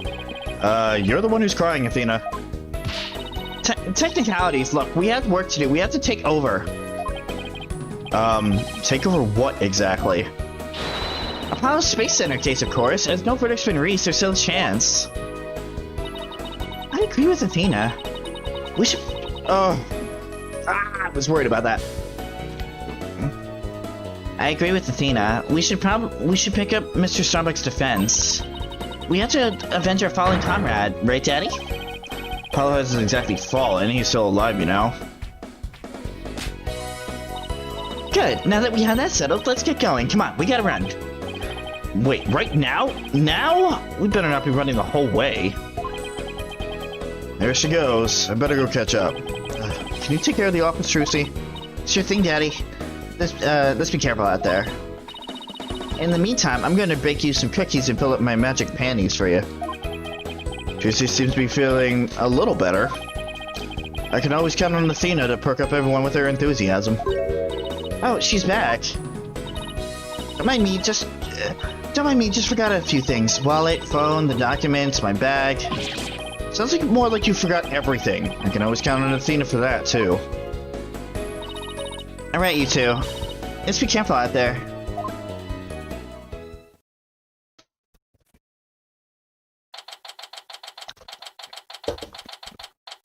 December 19th, Detention Center, Visitors Room. So our client is one Solomon Starbuck. He's so famous even I've heard of him. That's right. He's a super famous astronaut who works at the Cosmos Space Center. He was actually up in outer space 7 years ago. You seem to know quite a bit about him. Now I'm all excited to meet the man. It's gonna be, and there's the mopey one. Wow, that was the longest I've ever heard. Apollo told me all about you. You're Phoenix Wright, Apollo's mentor, right? Yes, that's right. Huh. Mentor has a nice ring to it. Don't worry about a thing, Mr. Starbuck. Mr. Wright and I have you covered. And you're the new kid that Apollo told me about. Wait, don't I know you from somewhere? Huh? You mean, other than at your trial? I don't think so. I guess so. My mistake. My memory isn't what it used to be. My mind and body are kaput. Same goes for my life. I mean, I'm so Try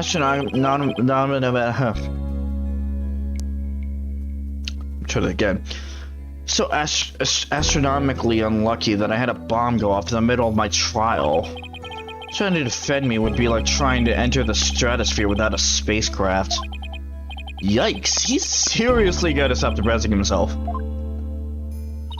Cheer up, Mr. Starbuck. Besides, that thing you said about entering the stratosphere, that just means we shine like shooting stars, right?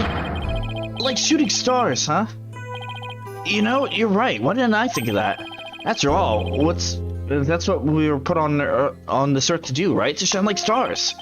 Guess I shouldn't mention the fact that shooting stars burn out in a flash. Oh yeah, here we go. 3, 2, 1. To the stratosphere and beyond! Yeah, I feel alive now. Go ahead, you can ask anything you want. Is that really all it takes? I guess. What do we have in our court record? Okay, so we have all the evidence from the trial. Good. So, you have no memory at all of this incident? I'm so ashamed. My memory of the time is as black and clouded as a dark nebula.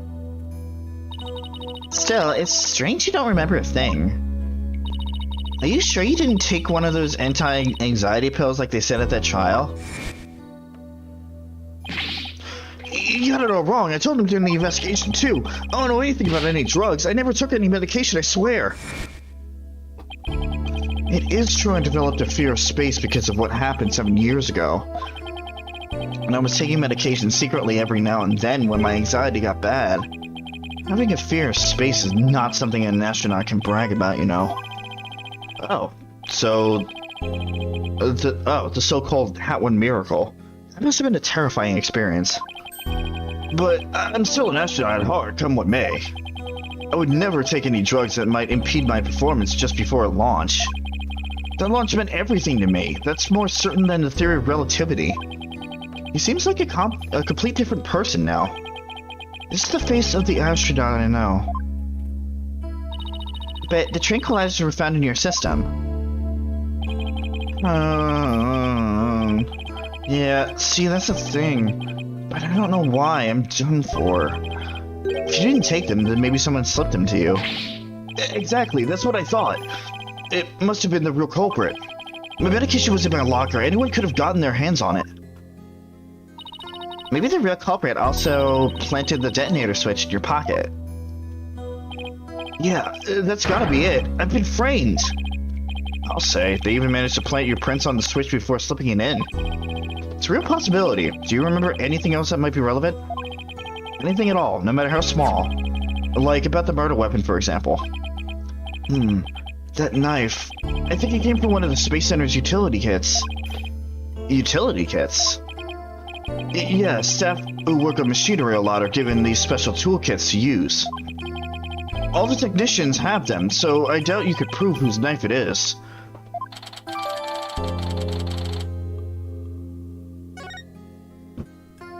Okay. Yeah, you were on the money, Cassandra. At least as defense attorneys, that's what we are going to believe. Believe in our client, so we're going to believe that he's framed and that there's somebody else to it.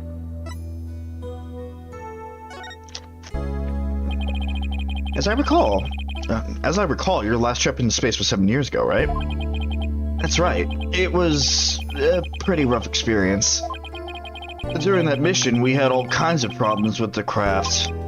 You did? What kind of problems? A power failure, oxygen leakage, burst radio, cracked windows, loose column, control column. The heat shield came off as we were entering the atmosphere. I thought it was a goner. But I managed to make it somehow with the popsicles and ice packs from the freezer.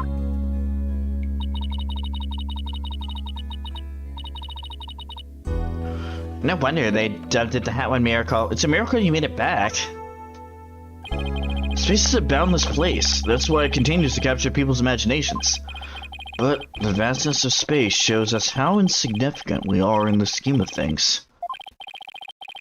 The darkness just goes on forever, and ever, and ever, without end.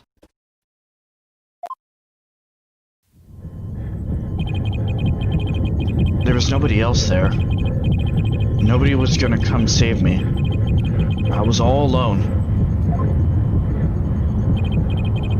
All alone, with nothing to listen to but the sound of my own breathing and heartbeat.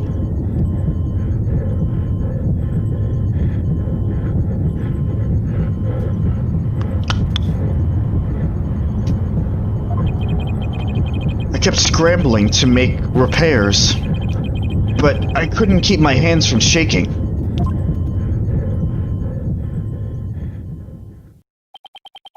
An experience like that would make anybody afraid to go up into space.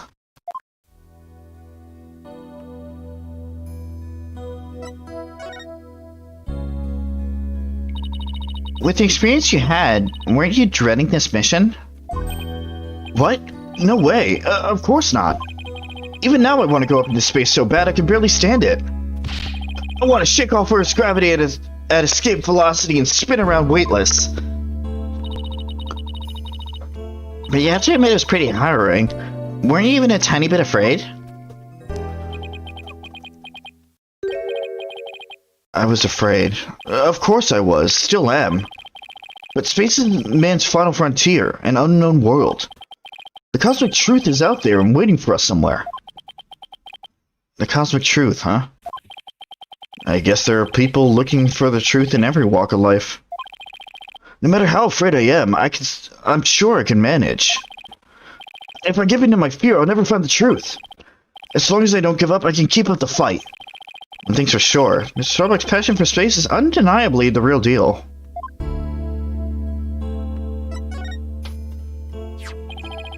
The victim, Clay Taryn, he was kind of like your protege, wasn't he? Well, it wasn't a big exaggerated deal like Master and Apprentice or anything like that, but Clay did think of me as his mentor.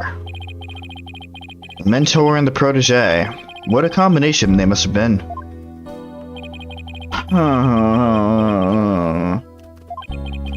Everything is encouragement. I knew I could get over my fear and go back into space.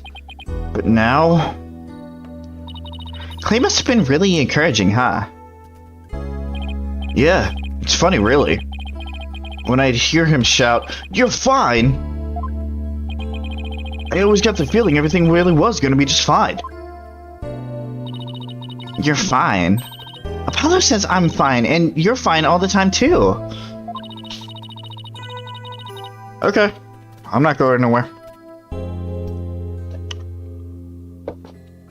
And I always feel encouraged, too, whenever I hear him shout it. Yeah, Clay and Apollo were best buds. They used to come visit the Space Center a lot, ever since they were high school kids. One day out of the blue, Clay even told me he wanted to be my protege. The two hung around the Space Center so much they were like part of the staff. One time during Zero-G training, I started to panic a little bit, and the two of them took turns shouting, "You're fine!" over the radio.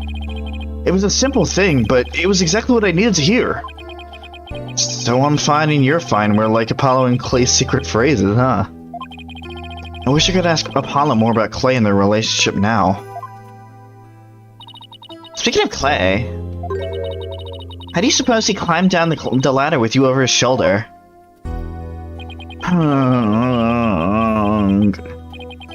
Sorry, but I can't even begin to imagine. But he actually did climb down that ladder, so a way has to exist. The freedom of space to the walls of a cell.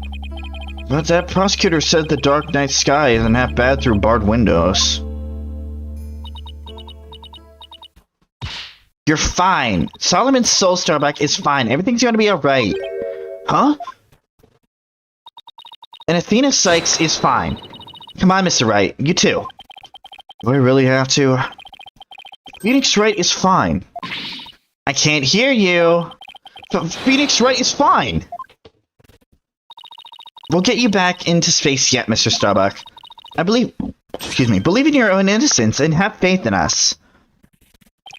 Apollo believed in you wholeheartedly, and that's good enough for me. I believe in you too. Thank you. Thank you, both of you. I put my faith in you. And I vow to make it back into space. All I need first is a not guilty verdict. Sure feels nice to reassure ourselves every now and then that we're all fine. Okay, Mr. Wright. Let's get our investigation of the Space Center started. Pronto. Good idea. Let's go. Alright. Let's start the investigation. I'm feeling like continuing on. Ah! Sorry I keep stretching. My arms are fucking killing me today. December 19th, Cosmos Space Center entrance. Wow, I was wondering what kind of place this space center would be. It almost looks like an amusement park of the future. Yeah, did you know they even let the public see their rockets up close? Oh, so check it out. Look at how brightly the Gyoxa logo shines in the sunlight above the entranceway. I really think the stars and rocket motif they got going. Gyoxa, huh? Isn't that the new name for the Federal Space R&D program? Yeah, but why the strange acronym? I mean, what is GIA supposed to stand for anyway? Galaxy? If it were that, then the whole thing would be something like Galaxy Exploration Agency. Which, if you ask me, I've abbreviated it Goxa or even Gaia. Huh. I guess so. Oh, I know. Maybe the person who came up with the name just really likes the letter Y. This exchange is beginning to feel oddly like deja vu. Anyway, this place is more than just a research facility. It's also a tourist attraction. Tourist attraction? Don't make me laugh. Oh, I know who this is. Tourist attraction, don't make me laugh. It's a monument to the human race. Galactic shooter, full speed ahead. Scooter, excuse me.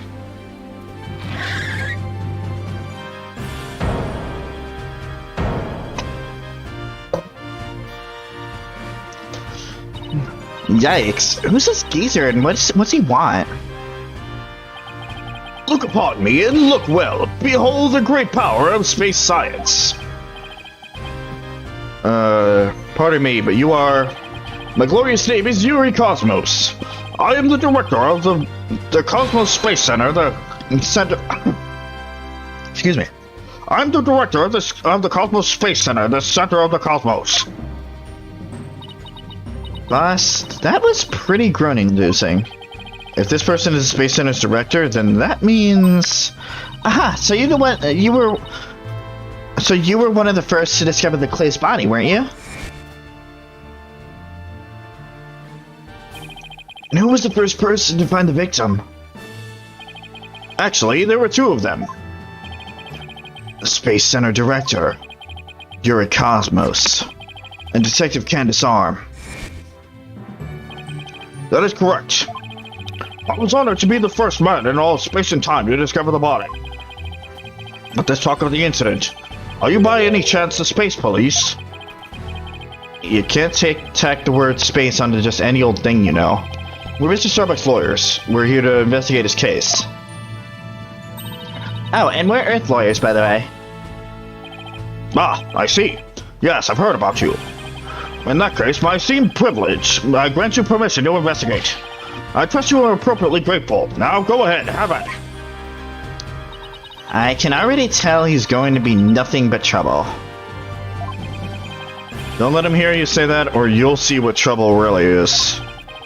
Let's just be professional and ask him about when he found the body, okay? His theme is really good, by the way. Like, I'm obviously a fan of orchestral stuff, so this hits the mark quite fine. But yeah, his theme is pretty good. Now I just need to make sure that I have enough of a distinct voice between him and Fulbright. Okay, Fulbright. Just as the same as I have to make the distinction between Phoenix's voice and Starbuck. So this is going to be a fun case. Alright, you're Cosmos. So, as director, what do you do here at the Space Center specifically? Defend peace across the galaxy and promote the space development in this country. No matter what obstacles stand in our way, we keep going, for the sake of mankind. I believe I used the word specifically in my question. Attention all personnel, to your break stations, prepare for break. Oh, I get it. You just wander around and tell people what to do in a self-important manner. That is exactly right, because I'm an important man, and my manner is important. Mr. Wright, this man does not get sarcasm. Well, there's bound to be some people like that here in this boundlessness of space. What's that? You want to know what it's like to what it is to make me important specifically? Very well, I will tell you. I was the central figure of the Hat 1 project. You may proceed to be appropriately impressed. Now, go ahead, have at it. I might be impressed if I knew what he did for it specifically. Alright, about the bombing. Could you tell us what you know about the incidents from the other day? I refuse. What? Explaining is a job for common folk, not the director of the center of the cosmos. My testimony, which will go down in space history, will be heard in the courtroom. What? So does that mean you'll be taking the stand tomorrow? That is correct. I will be the most glorious witness in the history of mankind. I'm not sure if he really understands what being a witness is all about. Looks like Director Cosmos is the type that only talks about what he wants to talk about. Then let's at least try to ask him about the things he might be willing to open up about. Whoops. Crap.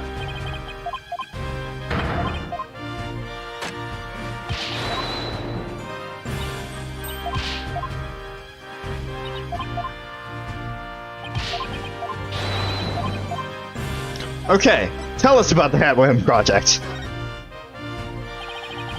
The Hat 1 was a rocket that was launched into space 7 years ago, correct? And despite numerous problems, it somehow made its way back home? Huh. I suppose it is part of my job to educate ignorant young folk like you. Very well, I will impart to you the complete story of the Hat 1 project. Oh, thank you very much. Hat 1's noble mission was to collect samples from an asteroid, and Mr. Starbuck was a pilot for that flight. Eventually, the Hat 1 reached its planned orbit.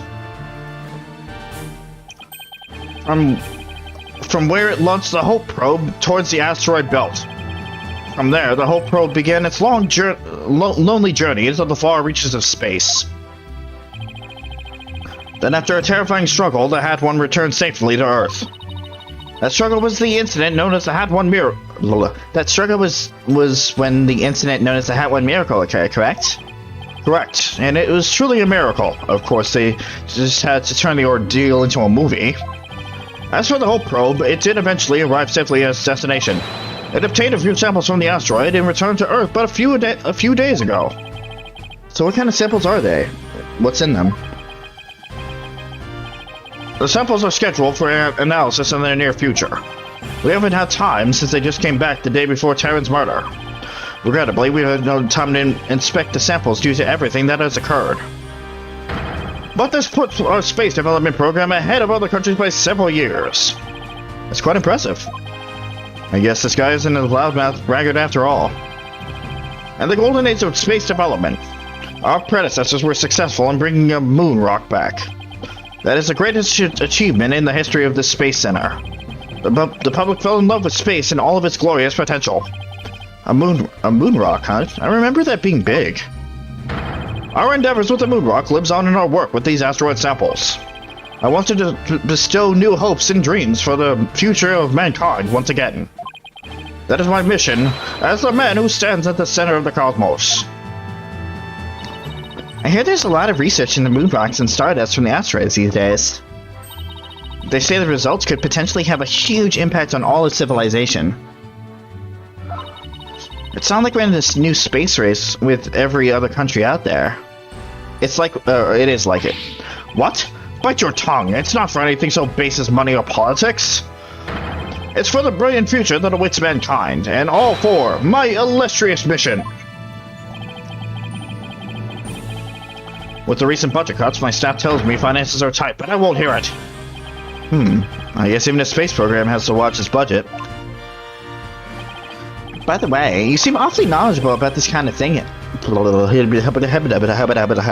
By the way, you seem awfully knowledgeable about this kind of thing, Athena. Huh? Oh, well, you know, I thought I'd better brush up for the case. Is that so? Well, I will be on my way. As you can see, I am very busy and a very important man. Galactic Scooter, fire up the main engine. Max battle speed and engage. And there he goes. That thing is surprisingly fast. Well, I guess we better get going too. You bet. Let's make it so. Let's go. Fucking blow my nose, because every time I do voices for some reason I get congested.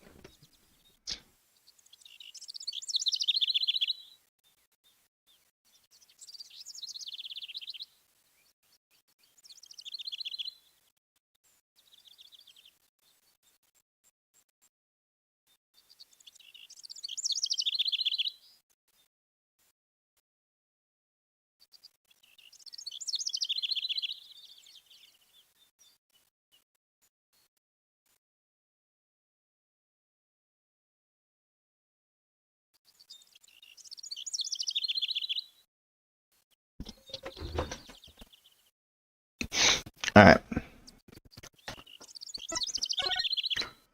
Guess we're heading into the boarding lounge, which was the scene of the crime. December 19th, Cosmos Space Center boarding lounge. So this is where Mr. Taran was murdered. Yeah, this is the lounge. Let's see that diagram the police made again. Right now we're in the main building here on the right side, so, or on the third floor. Claim Mr. Starbuck fled here from Launchpad 1 after the explosion. You there, no admittance without express permission. We're Mr. Starbuck's lawyers, we've come to investigate. Sorry, nobody gets in without permission, not even the police superintendent. Can't have Detective Fulbright getting mad at me. So Detective Fulbright is here, huh? Yeah, he's in the Launchpad 1 corridor. Go get clearance from him, and then we'll talk. Leave it to me. I'm great at getting intel out of Detective Fulbright. Let's see. Which trick should I use on him today? I don't know if I should be grateful or afraid. So, to get to the Launchpad 1 corridor, we just have to go through that door with the blue bracket on it, I think. Wait. That door... It looks awfully familiar. Good eye there, boss. This is the door Clay and Mr. Starbuck used during the escape from the launch pad. Ah, that explains it. The fingerprint system has been deactivated, so I think we could just pass through. Now come on, let's go. Alright.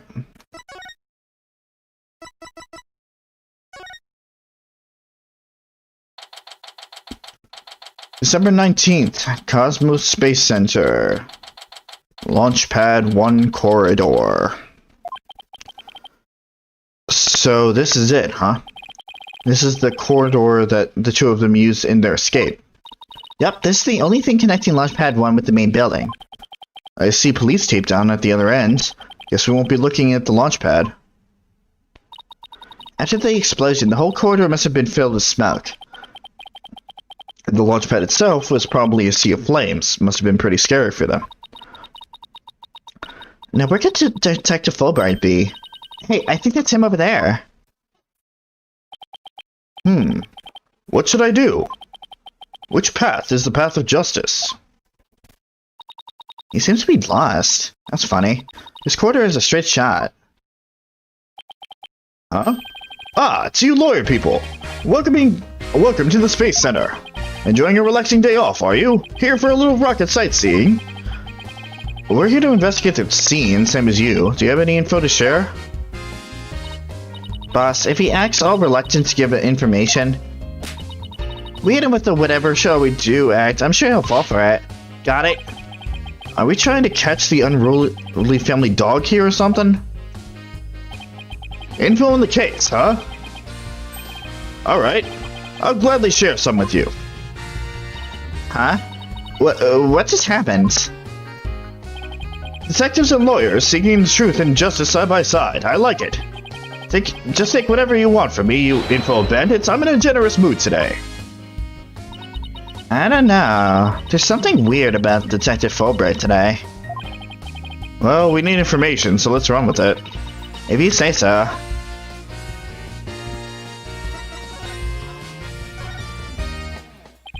Detective Fulbright, could you give us permission to investigate the crime scene? There's an officer on guard and we can't get in. Oh, whatever shall we do? That's an easy one. I'll let them know over there to let you in. Investigate to your heart's content. Take a week if you need to, a month even. Shall I have some snacks delivered? One of my men gives a mean neck rub. No, that's okay, but thanks. Definitely not the Fulbright I know. Detective Fulbright is acting sickeningly sweet. It's kind of gross, actually. Do you think he hit his head or something? Who knows? Whatever the case, it's making our lives way easier.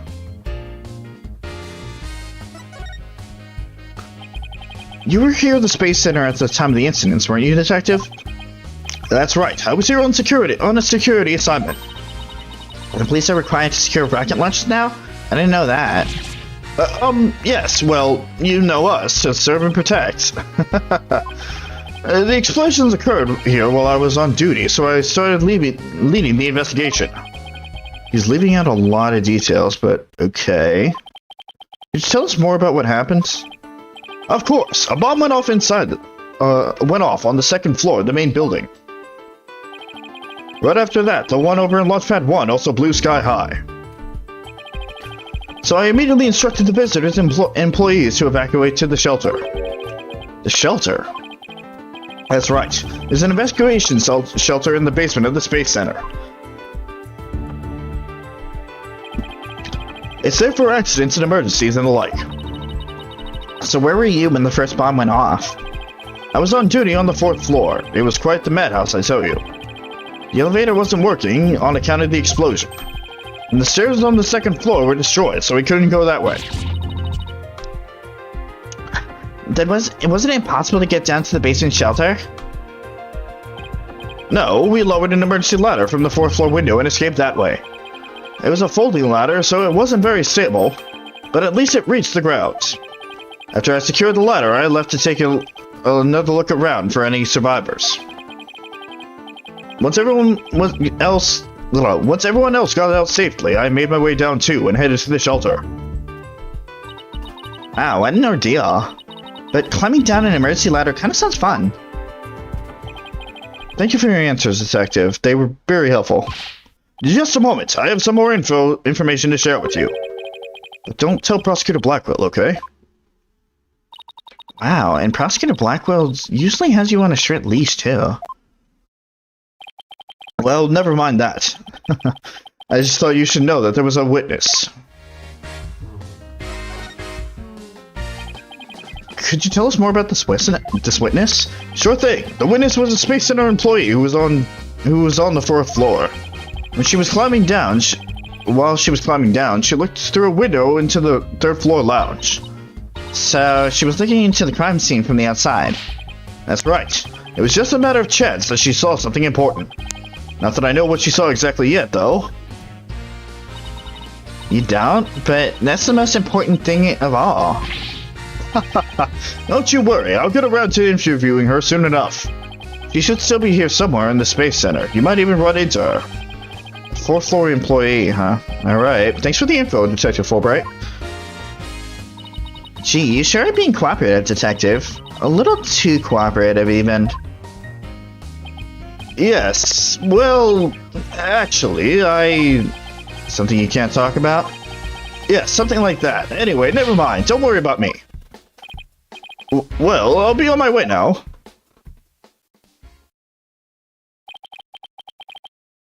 What was that all about?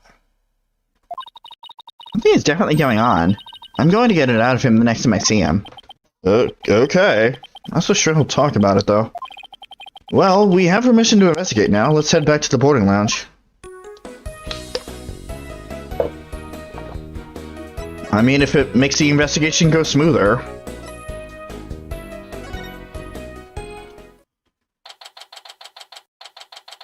December 19th, Cosmos Space Center. Boarding lounge, once again. Ah, you two, Detective Fulbright has granted you permission to investigate. He also said that I should bring you some snacks or give you a neck rub too if you'd like. Oh, that's alright, but thank you for the offer. Well, time to roll up our sleeves and start investigating. Now let's see. Where's that diagram again? So, this lounge is on the 3rd floor of the main building. And according to Apollo, this is where he believes the third-party killer killed his friend. Well, let's stop the recap and start looking for traces of the third person then. You read my mind, Athena. We'll make that our first priority. There's just one problem, though. This room. It's just so big. Don't worry. We can use this to help us. A Space Center pamphlet for tourists? Yep. Picked it up at the entrance. The maps inside should come in handy. Let's see. Yep, here it is. A map of the lounge. This is the door we went through to talk to Detective Fulbright. Oh yeah, that's the door with the fingerprint recognition lock. Well, I guess this map will make things a little easier.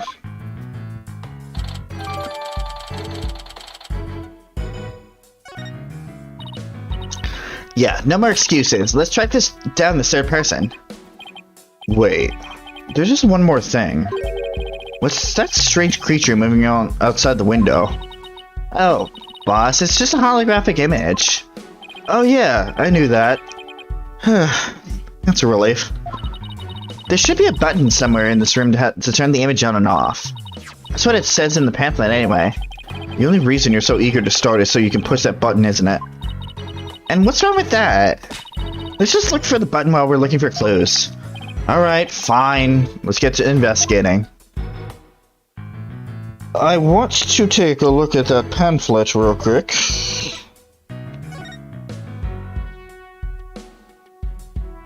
Okay. Pretty self-explanatory. Start right and go left. So it looks like there are 3 doors that lead in and out of this room. Well, let's check. Drumroll, please. Ta-da! The Space Center pamphlet! We're here at this place that says Boarding Lounge 1. Here are the 3 doors. Let's see. Let's call them lefty, righty, and downy. People usually just say west, east, and south in this case, you know. Details. Anyway, listen. Left, right, up, and down is probably better for certain people anyway. Anyway, let's take a look at the west door. That door with the rocket icon leads to Launchpad 1. I know because it says so on the map. Launchpad 1 corridor. So that's where we were with the detective. It was filled with smoke after the explosion. Actually, one more thing I want to check. Okay, yeah. Just making sure. Right, next up, the right-hand side of the map, or east in your world. That's the door with the satellite dish icon to signify communication, aka the control room. Yep, definitely says control room. Looks like it has another door on the opposite side. They communicate and exchange information with rockets and probes in space from here. So it's a center of the Space Center. The Space Center, if you will. Does everyone start to talk like the Director Cosmos after they've been here a while? But it seems they built a new command center on the 6th floor. That's what they used for the Hat 2 mission, so this control room was empty at the time. I've always wanted to see the inside of a mission control room, and since we're here, I'd love to do that too, but it doesn't look like we'll be able to. They want to keep curious kids like you out. So the door is protected with fingerprint recognition. Only the director could go through. With that much security, I'm definitely not the one they're looking to keep out, Athena. So apparently the lock is also hooked up to a backup generator in case of emergencies. Okay. So these doors will open even in the blackout. Power outage. Got it. Okay, what about that last door? This lower door, excuse me, I mean south door, at least the elevators. This is the door we came through when we entered the room, right? Yep, and of course, there was no fingerprint recognition device that was open to anyone. But the elevators weren't working at the time due to the explosion. Well, that's about it for the 3 musket doors of the boarding lounge.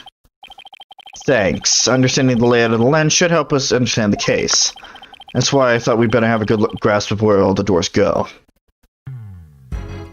And we changed the angle. Don't do that. I wasn't done looking over here yet.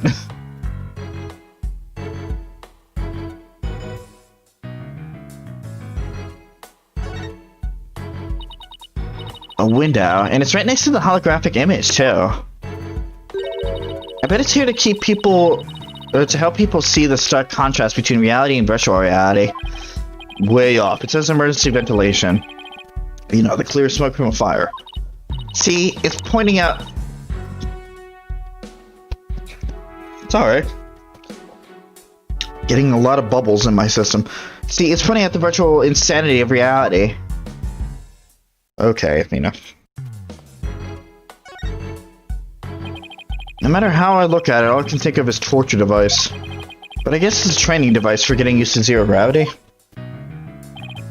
Uh-oh, Athena has an odd glint in her eyes. Is she thinking about trying the thing out? I should try to stop her, but I'm afraid she'll just outmuscle me. Hey, Mr. Wright, look at that up there. Some kind of fragment? It's stuck in tight.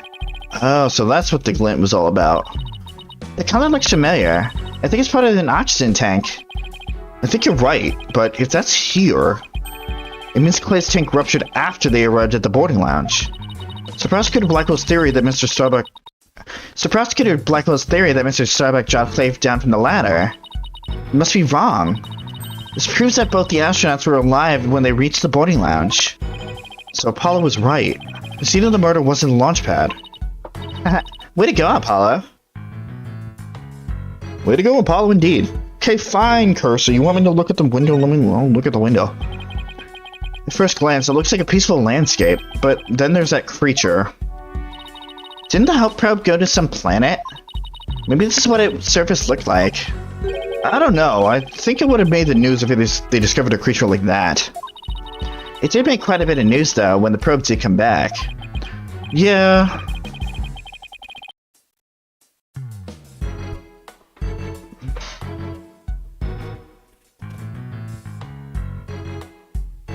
Right, that's why I was tilted that way. There we go. But the whole probe didn't go to a planet, it went to an asteroid. That's a big rock kind of thing, even aliens can't live there. Okay, Mr. Wright.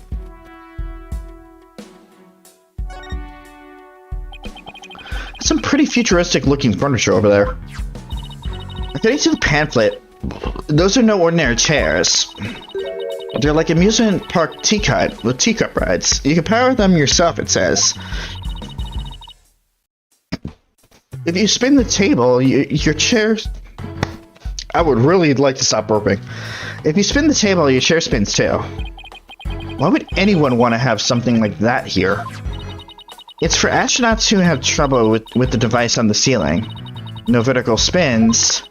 It says it's a training device that's easy on the eyes and on the body. Can a person really call themselves an astronaut if they can't handle zero G? That's a little harsh there, Mr. Wright. Nothing special here. Because I was like an inch off from the outline. So this is where they discovered Clay.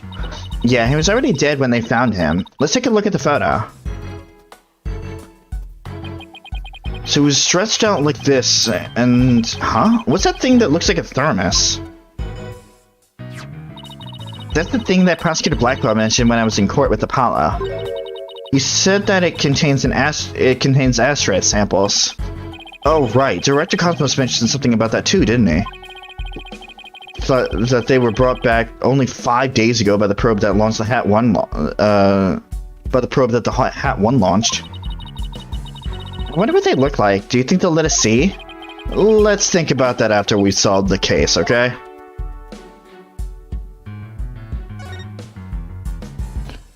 Alright. Door number 2. Oh. Let's see. The story is... Where's that pamphlet? Where's that pamphlet? Here we are. It's the door to the corridor that leads to Launchpad 1. We went through it earlier when we went to talk to Detective Fulbright. So I guess the security lock must be disengaged now, right? They said the corridor was filled with smoke at the time of the bombing. This thing beside the door. This must be the fingerprint recognition device. Which reminds me, I think Prosecutor Blackwell talked about it at the trial.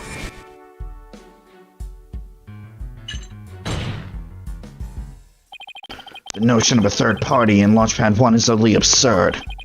Just to enter the area from the lounge, one must pass through a door guarded by a fingerprint recognition device. And allow me to state up front that there are a precious few with the clearance to do so. Then, does this mean the bomber's prints were verified by the system? But the number of authorized personnel was supposed to be really small. Voila! Fingerprint powder. I brought it just in case something like this came up. I found it at the office. I've been just itching for a chance to use it. Wow, way to think ahead! Now, let's just dust the fingerprint recognition device and see what we can find. You got it. Now to sprinkle some here and a little over there, and... Whoop!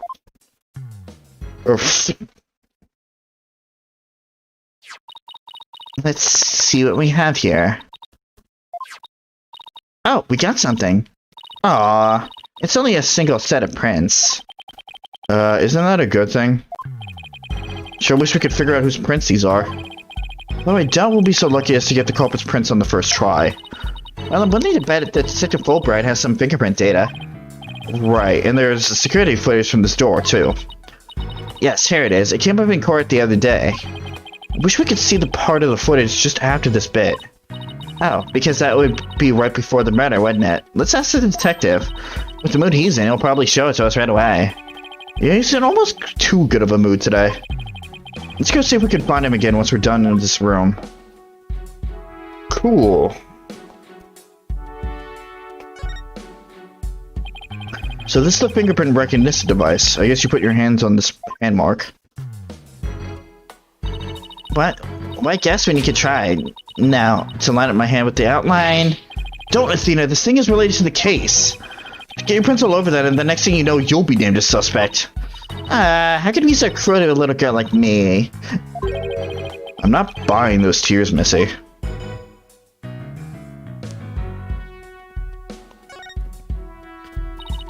Wonder what this big knob is for. It looks like a knob on the stove.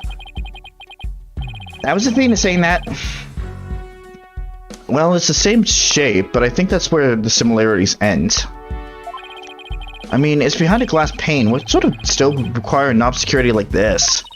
Well, the knob is straight up and down, so if it was a stove, the burner would be off.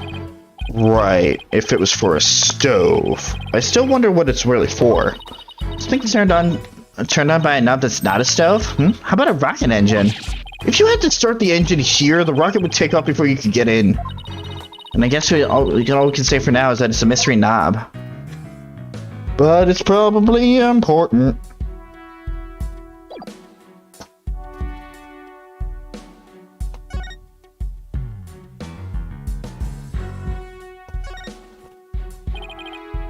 What's this? A trapdoor? It's a trash chute. The cleaning robot throws. The cleaning robot throws. Okay, the cleaning robot throws the garbage out from here. The robots do the cleaning? What a futuristic world we live in. I just hope they don't revolt like they do in science fiction movies. No way. All the robots here are very nice. Actually, wasn't there one in the Launchpad 1 corridor? We could go say hi if you want. Is that a hint?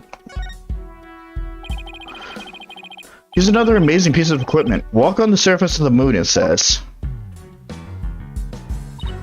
Oh boy, I want to try it.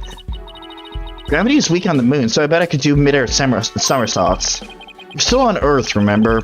Besides, if it's connected to the ceiling. At least I could jump really high.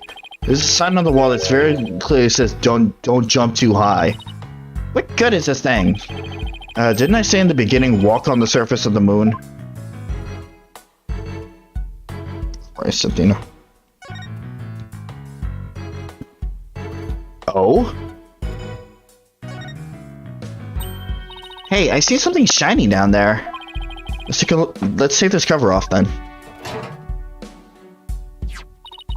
What's this? It looks like a metal... What's this? It looks like a metal jelly bean.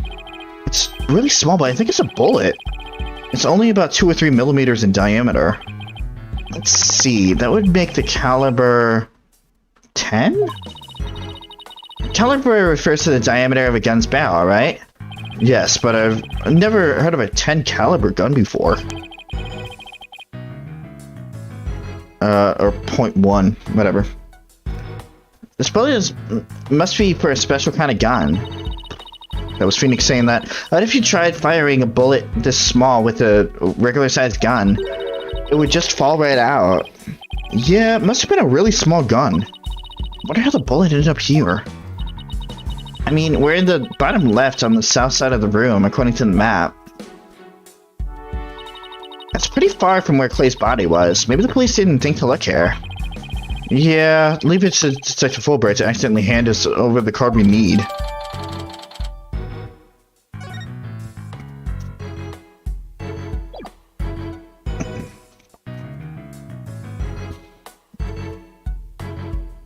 Except for here. Let's check door number 3, or not. Thank God.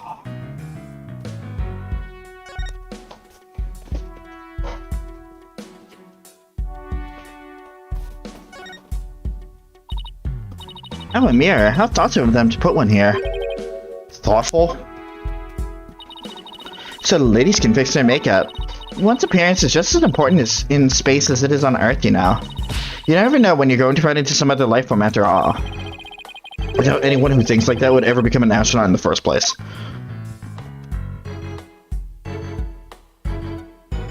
Lay off on Athena. Those are apparently oxygen capsules. They're for recovery after a training session. And if they can change your voice. Testing, 1, 2, 3. Huh? It didn't do a thing. It's not helium, Athena, it's oxygen. Okay.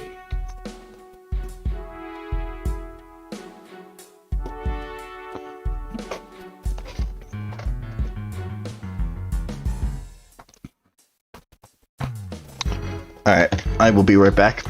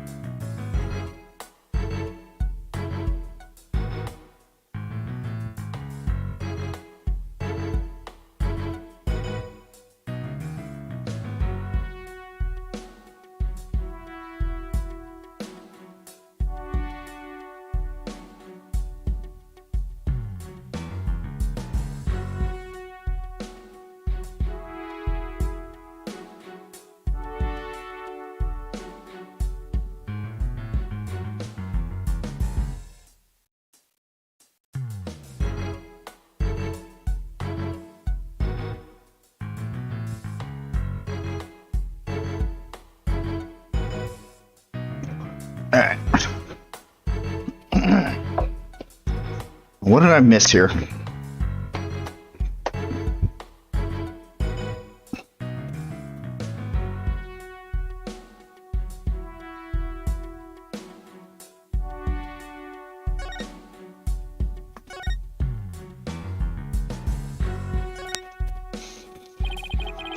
Bright purple sky, plenty of greenery, and a tranquil lake. The idyllic situation stresses on as far as the eye can see. It's beautiful, but it lacks something to make it truly captivating. Okay.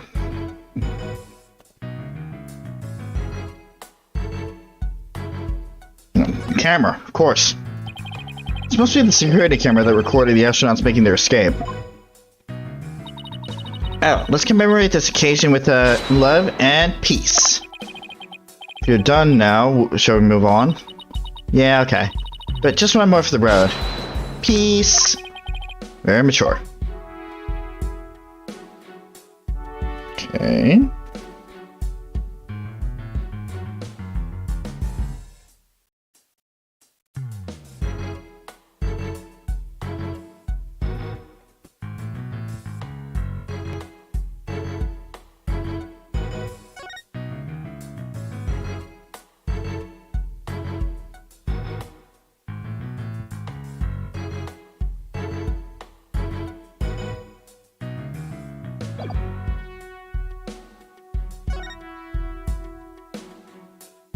Yep. Wait, hold on. Some kind of panel with two buttons on it here. Just push it. That's the invariable principle of buttons. There are such things as buttons left unpushed.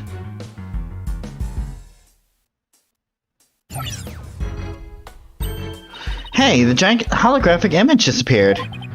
Yeah, though that side of the wall seems kind of barren without it now. Still, let's see if we can find anything with the image off.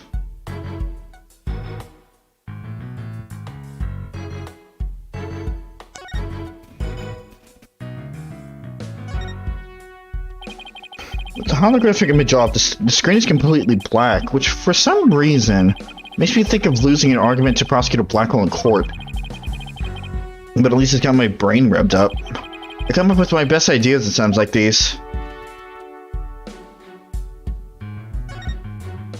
Oh! Oh-ho, what do we have here? Hey, Mr. Wright, take a look at this. It looks like a bullet hole. Great find, Athena. It's pretty big. Whoever fired the shot must have been using a pretty large gun. You think so? Based on my experience, I'd say this was fired from a regular pistol. Well, whatever size it was, somebody fired a gun in here, right? Apparently, this is an important fact. Do you see a bullet anywhere?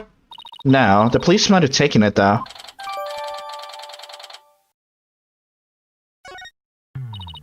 Let's ask Detective Fulbright about this bullet hole later. There we go. Welcome to the Space Center, guests. Welcome. Yikes! What in the world? My name is Punko. P-O-N-C-O. Punko! Are you sightseeing? Are you lost? Are you looking around? Choose one. I will guide you. It's a robot? I am not a robot. I am Punko. Psychological observation and navigation companion. P-O-N-C-O. Punko. Well, I'm glad we got that cleared up. Oh, Punko, I missed you. Huh? Do you know this thing, Athena? Oh, she, showed us around the last time when I came here with Apollo. Oh, you're such a good girl, Punko. That's a good girl. Oh, thank you. Thank you. I'm so happy. So very happy. Wow, a god robot. That's pretty cool. My name is Phoenix Wright. Nice to meet you. I don't know you. I don't know you. Huh? Ouch. That hurt. She has to register people she meets for the first time. Please register him, Punko. Certainly. Commencing guest registration. Please tell me your name. A nickname is fine too. His name is Phoenix. Bit overly familiar, but I'll allow it. Phoenix, please let me get a good look at your face. Oh, sure. Registering. Facial registration sequence complete. We are now officially friends. Nice to meet you, Phoenix. Huh. This robot is pretty cute. You made a friend, boss. Isn't it great? Phoenix, Athena, allow me to guide you. Right this way. Oh, goody. Let's go, boss. Go where? December 19th, Cosmos Space Center. Space Museum.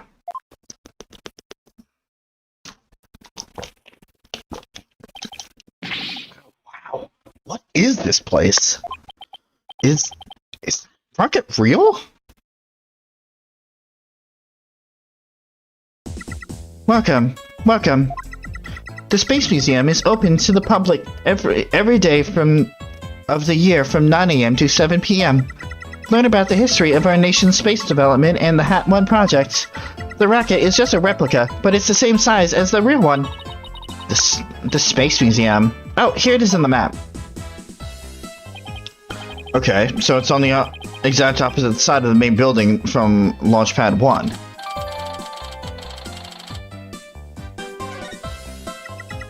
Ask me anything, I will explain. Alright, let's talk to Ponko. The HAT-1. This is quite the place. I can't believe we get to see a real rocket up close. This is a replica of the HAT-1 that was launched 7 years ago. It's exactly like the real HAT-1, inside and out.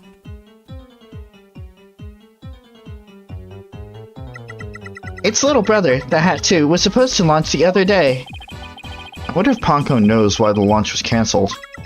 Over there is an exhibit about the launch 7 years ago. Check it out.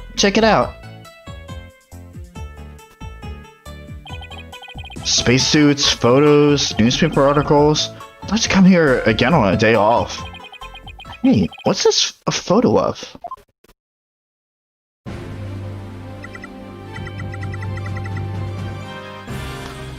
Phoenix, that's the staff of the HAT-1 project.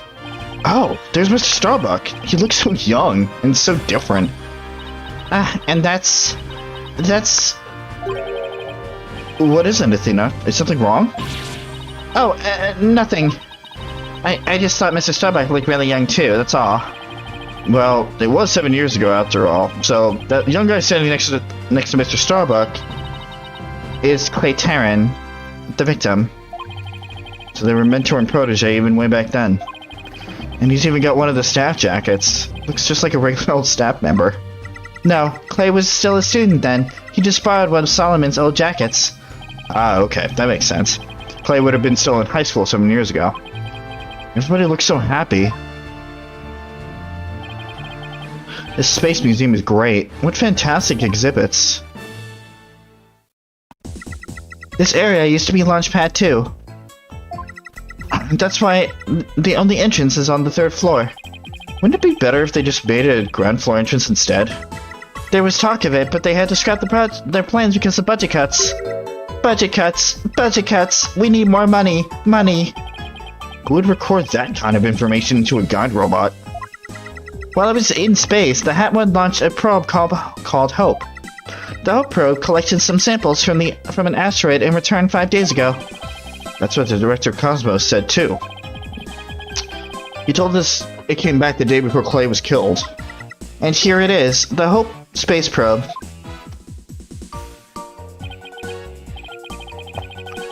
I think I've seen that logo somewhere before. Let's see. Oh yeah, the capsule that the victim was carrying. I think it had the same logo. I think it can be seen can be seen in the photo attached to the autopsy report. Maybe she'll give me some more info if I show it to her. Okay. Launchpad layout. The way the Space Center launchpad is set up is really cool. Would you like me to tell you about it? Would you? The setup of the launchpad. Go gentle on my spiky-haired mind. I wanna know. Phoenix wants to know too. Great. Now Athena's got a case of punkoitis. Hooray! I will tell you then. The rocket is built right inside the launch pad structure. When the rocket is complete, it's moved along with the launch pad over the rails. And brought into position at the launch site.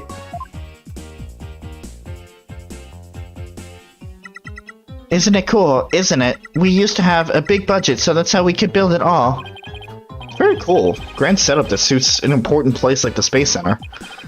Guess everyone is hoping for a bigger budget next year. Myself included.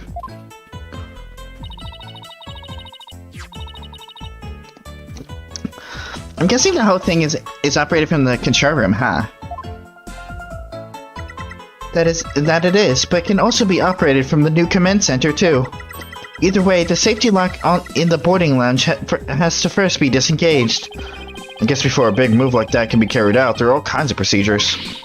I would like to see the launch pad being moved. When's the next one scheduled for? Searching data. All future plans have been put on hold. Because of the bombing and the murder, I'll bet. Which is perfectly understandable. Well, when was the last time it was moved? Searching data. I'm sorry, that answer isn't in my answer database. I guess Ponko can only answer certain questions. Or Ponko.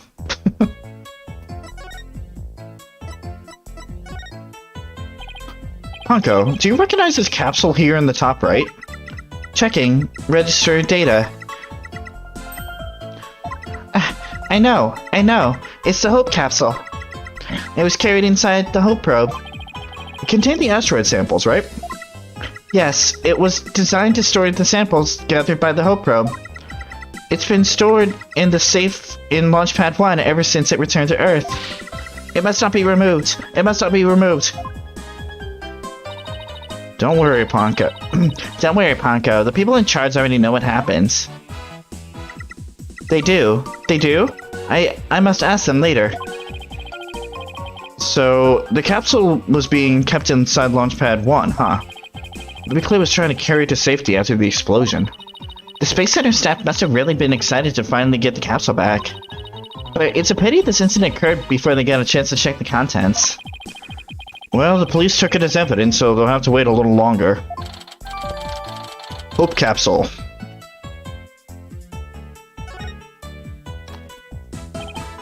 Well, we certainly learned a lot about the Space Museum. Thank you, Ponko. You explained everything very well. I'd love to explain. Thank you for listening. Thank you. You two are like old friends. It's hard to believe you just met recently. It's because Ponko is so friendly. Well, what should we investigate next? Let's go find Detective Fulbright. We have things to ask him about. Let's see. The security footage and the fingerprint data, was it? Okay, then let's go back to the Launchpad 1 corridor. Bye, Ponko. See you later. Come again. And don't forget to visit the gift shop. Poor Ponko. What a... Dickensian? What a Dickensian life we're all forced to lead. Okay, I don't know what that means.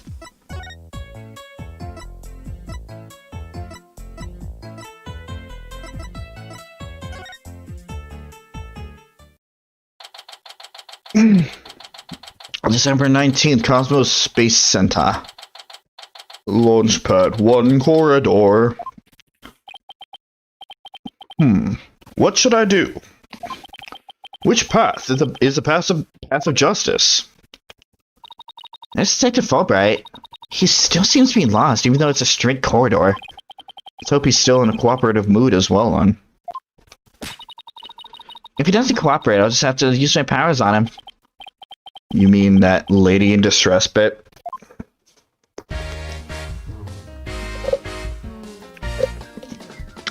Hi, detective. Let's go to the fingerprint data first. Detective, we'd like to run a comparison on some prints we found in the boarding lounge. Yes, I just happen to have compiled the print data of everyone related to the case. I can always make another copy for myself, so it's all yours. Consider it a gift.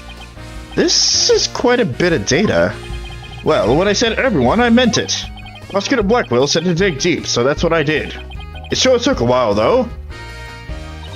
Wow, he got Apollo and my prints, He even got the prints for all the robots.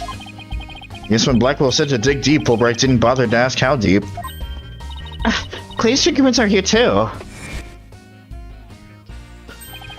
I personally removed his glove during the investigation. We had to get his fingerprints to confirm his identity after all. So I can't believe he took off his glove to get his fingerprints. Yeah, well, you can't blame me for thinking they're important in this case. There are a lot of doors that require fingerprint verification in the lounge. So depending on whose prints we find, it could completely change the tide for both sides. Makes sense. After all, the culprit's prints did get them past the fingerprint lock somehow. Oh, and take this picture. It might come in handy. Isn't this just a photo of the Launchpad 1 door? Yep, but Prosecutor Blackwell seemed really interested in it for some reason. Huh? What's so important about this door? Beats me, but boy, could you see the gears in his head go into hyperdrive at it. Sounds like this is going to be a major point of contention tomorrow. Hey, don't forget about the print comparison, boss. Right. Detective Fulbright, do you think you could run the test for us right now? You just leave it to me. In justice we trust.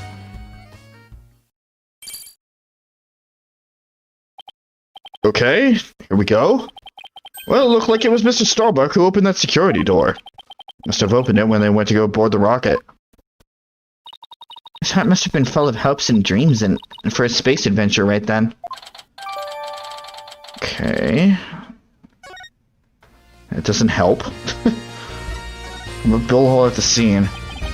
We found a bullet hole in the wall at the crime scene. You did! Our team found that too. It was Detective Arm who fired that bullet. Detective Arm? That's right, a warning shot for the defendant. Was it really such a high-threat situation that she needed to do that? I'm afraid I don't know the details, what with Detective Arm gone and all. But I thought there were 2 people who discovered the crime scene together. We already know Detective Cosmos will testify, but so tomorrow will be about what he knows. Hey, you're pretty smart. That's exactly what we're planning to serve as the main course. I hope it goes down easy. Okay.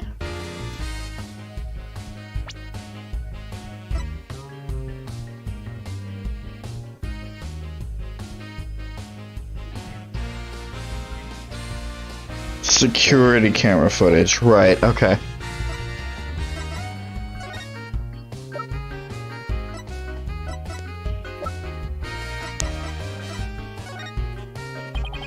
Detective, about the security footage that was taken by the boarding lounge camera. The boarding lounge 1 camera. Oh, that footage. Go ahead and ask me anything you like about it. Is there any way I could see a little more of the part just after this?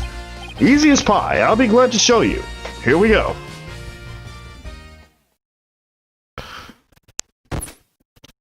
Oh.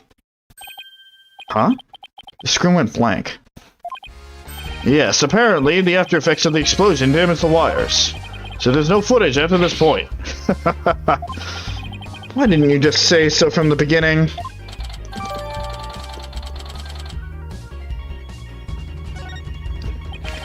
Something definitely seems to be up with you, Detective. You're unusually cooperative. Well, I just figure if we work together, we'll be that much closer to justice, right? And it seems like something's really been bothering you. You don't have some ulterior motive, do you? What? I don't know what you're talking about. I would never do anything like that.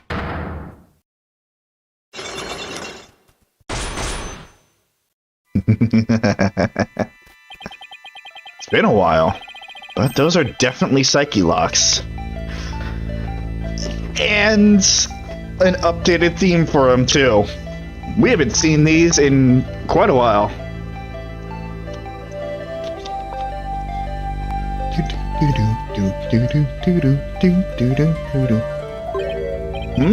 Did you mouth psyched? Is there something I should be psyched about? No. Psyche lock. It's a system of locks on secrets in a person's heart. I can see when people are trying to hide those secrets by using the power of this Magatama. Presenting evidence can break those locks. and reveal any secrets they're hiding. Mr. Wright, how much did they bilk you out for that piece of rock? If you've been swindled, I know some lawyers I can introduce you to. I'm more than capable of representing myself, thank you very much. It isn't some kind of fraud, it really works. A friend gave it to me a long time ago. But I guess seeing is believing. Allow me to show you. You just make a tunnel by touching it. Alright. Do we have everything right now? Before we do that, let's go and find the witness first.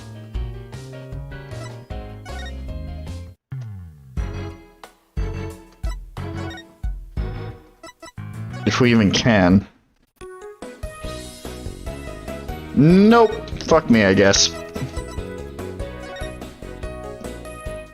So I guess we do have everything that we need. We just gotta do it. Let's do it. Take that!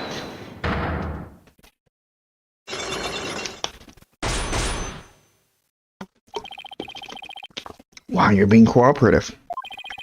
I think you're hiding something, detective, so why don't you just tell us about it? What to do? Which path is the path of justice?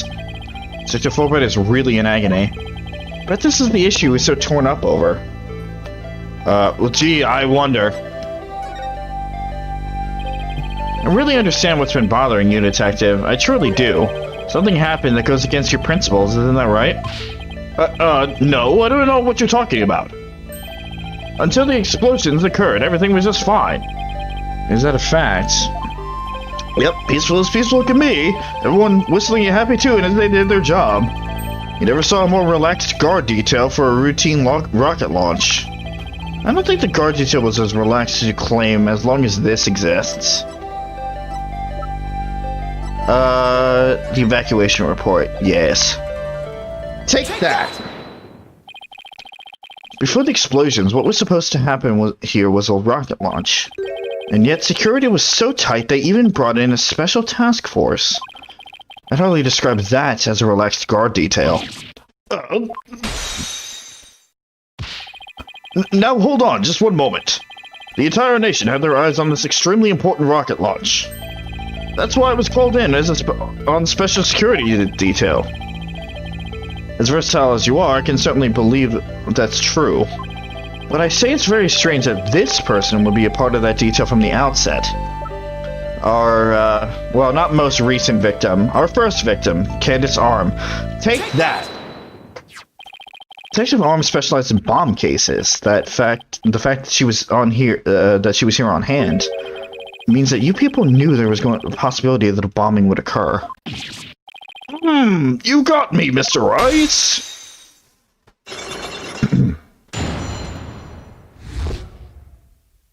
Nice callback to the beginning games. Alright, Fulbright, what's going on? Alright, I concede. You win. It's just as you say. A few days before the launch, they were warned about a potential bombing. But the plan to launch went ahead in spite of the threat. But why? What were they planning to do if someone got hurt or killed? Yeah, I know. The decision to move forward wasn't exactly just, was it? That was the warning delivered. By phone, and directly to Director Cosmos. But the police department instructed everyone to keep it under wraps. That's a big thing to keep quiet about. No wonder you were so upset. But it's not only that. I've been distraught about Prosecutor Blackwell as well. Prosecutor Blackwell? Well, as his handler, I'm sure you have a lot of difficulties. That's not it. It's a question of justice. I've been wondering about why he's allowed to stand in court. The reason he's still prosecuting? Detective Fulbright, please tell us everything you know. Well, talking to you folks about it would definitely be breaking the rules. Never mind that. What are rules for things to be broken, right? Well, to tell you the truth, having a prisoner act as prosecutor is highly irregular. think we guessed that much. So why is it being allowed? I've been wondering about it. So you weren't told why either, huh? No. I guess the order came from pretty high up the ladder. Yeah, it would have had to. But Prosecutor Blackwell told me once. The hunt I've been on for the Phantom of 7 years past continues even still. 7 years past? A Phantom, huh? And not one of the friendly variety either, I gather.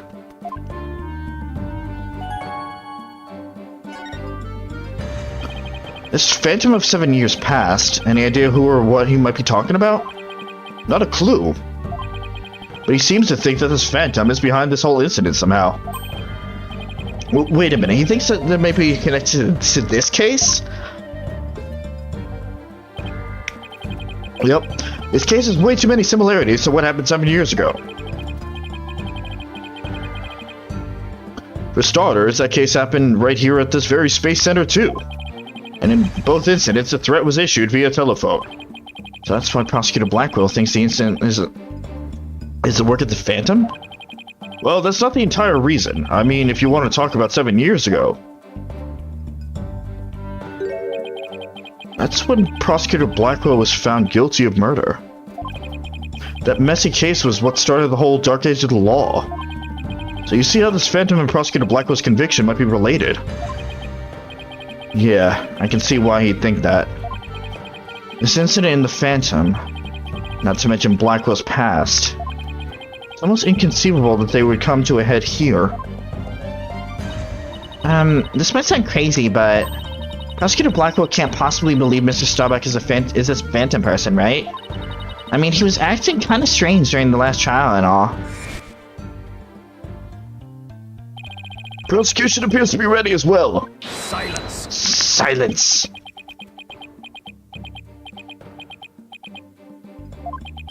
Not yet. I'm not quite ready yet. Hmm?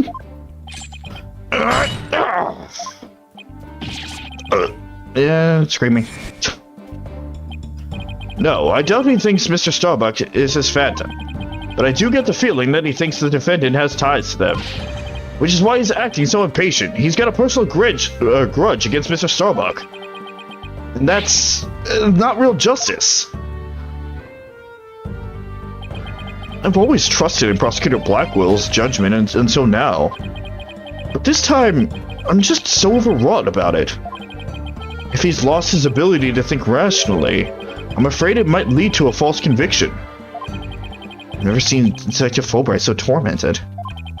This must be why he's been so cooperative. Don't worry, that's exactly what we defense lawyers are working to prevent. I feel bad for Prosecutor Blackwell, but I'm going to be rooting for your team this time. But don't tell him that. You have to promise me that you won't. Detective Fulbright, I guess I was wrong about you. I swore to reform Prosecutor Blackwell and make him a valued member of society again. So I can't just sit by and watch him give in to his emotions and tear the defendant apart. You are the only ones who can stop him in court. You really care and want what's best for Prosecutor Blackwell, don't you, Detective? Leave the courtroom to us. It's not like we wanted a guilty verdict either. I was hoping you'd say that. I'm really grateful to you two. To show my thanks, I'll give you another bit of information. It's about the eyewitness. I saw her hanging around the Space Center entrance a little while ago. Really? Then let's go find her, Mr. Wright. Thanks, you two. I feel a lot better now that I've been able to get that off my chest. I'm going to work extra hard to find that perfect piece of evidence for you. In justice we trust. On three. 1, 2, 3. In justice we trust. Okay, later. Alright, Fulbright. There he goes. Wait, were we supposed to say in justice we trust back there too? Let's go see that witness now. Alright, Space Center entrance it is.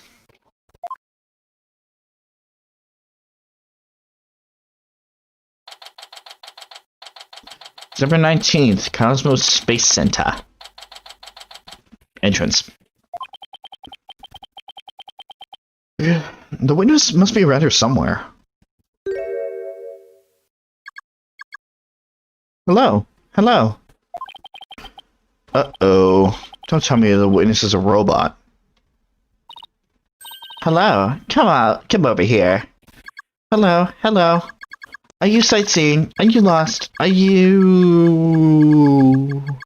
I am Clunko. Shall I guide you? Guide you? I don't know why, but this robot is kind of freaking me out. Hey, you're not supposed to be wandering around.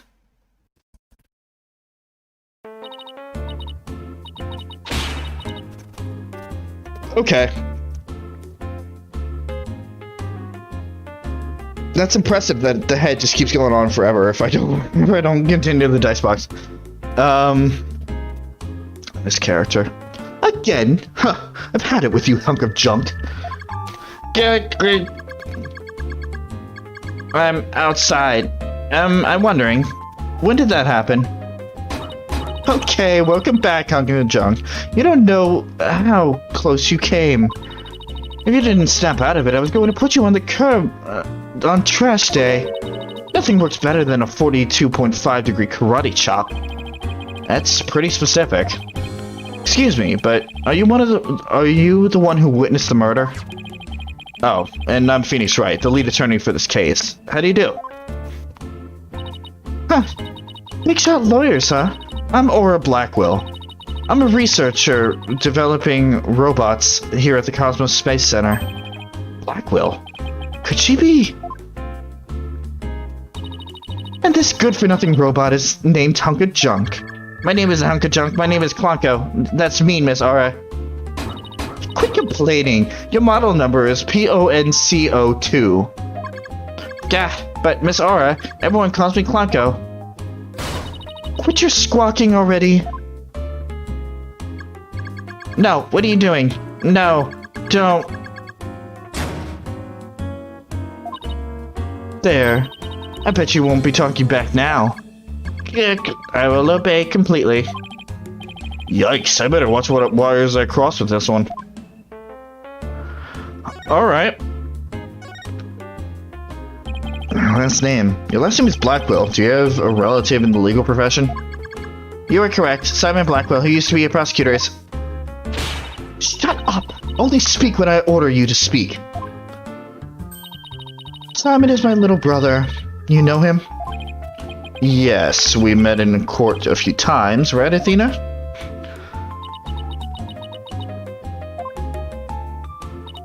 What a dull creature. Has her switch been turned off? Athena being shy? This is new. Oh yeah, I heard he was prosecuting again, despite being a prisoner. What doesn't he stick to the solving disputes among the inmates in prison, right? Hey, what do you think, Hunk of Junk? Miss Aura, that hurts. I'm asking you a question. Why don't you answer me, useless hunk of junk? But Miss Aura, you told me only speak when you order me to speak. I told you to never talk back to me. You're worth more scrap. Robot abuse, hawk attacks. Blackwell family life must sure be interesting.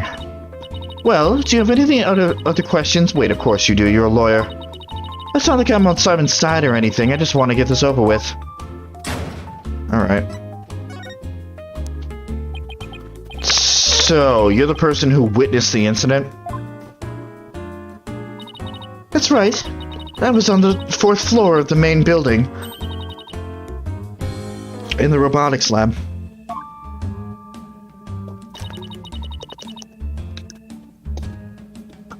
The explosion disabled the elevators. So I lowered my emergency ladder like the detective leading the evacuation told me to. But it was such a pain. Why couldn't they have used the ladders in the other rooms? It must have been a very troubling experience. Probably best to just humor her here. Then, as I passed by the 3rd floor boarding lounge 1 window on my way down, I saw the crime as it happened. And that's about it. So you saw the crime as it happened, and that's about it. I see.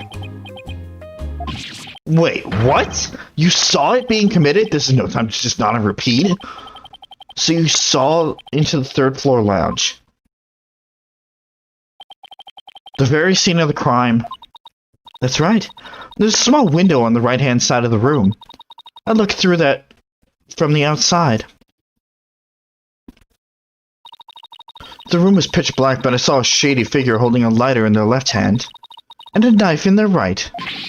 That must have been the culprit. Did you see who that person was? Of course not. The power was out on that floor and there was only that tiny window. I see. But you did witness the moment of the murder. Yes, I saw the figure with the lighter raise their knife, and it happened at precisely 10 a.m. Did you witness anything else? Did the killer have any distinguishing features? I already told you it was pitch black in there. Although, I did notice the lighter the person had in their left hand had a pretty ornament on it. It looked like a planet. It was blue, like a little Earth emblem. They had a good taste in knickknacks anyway. An Earth emblem on the lighter. I better remember that.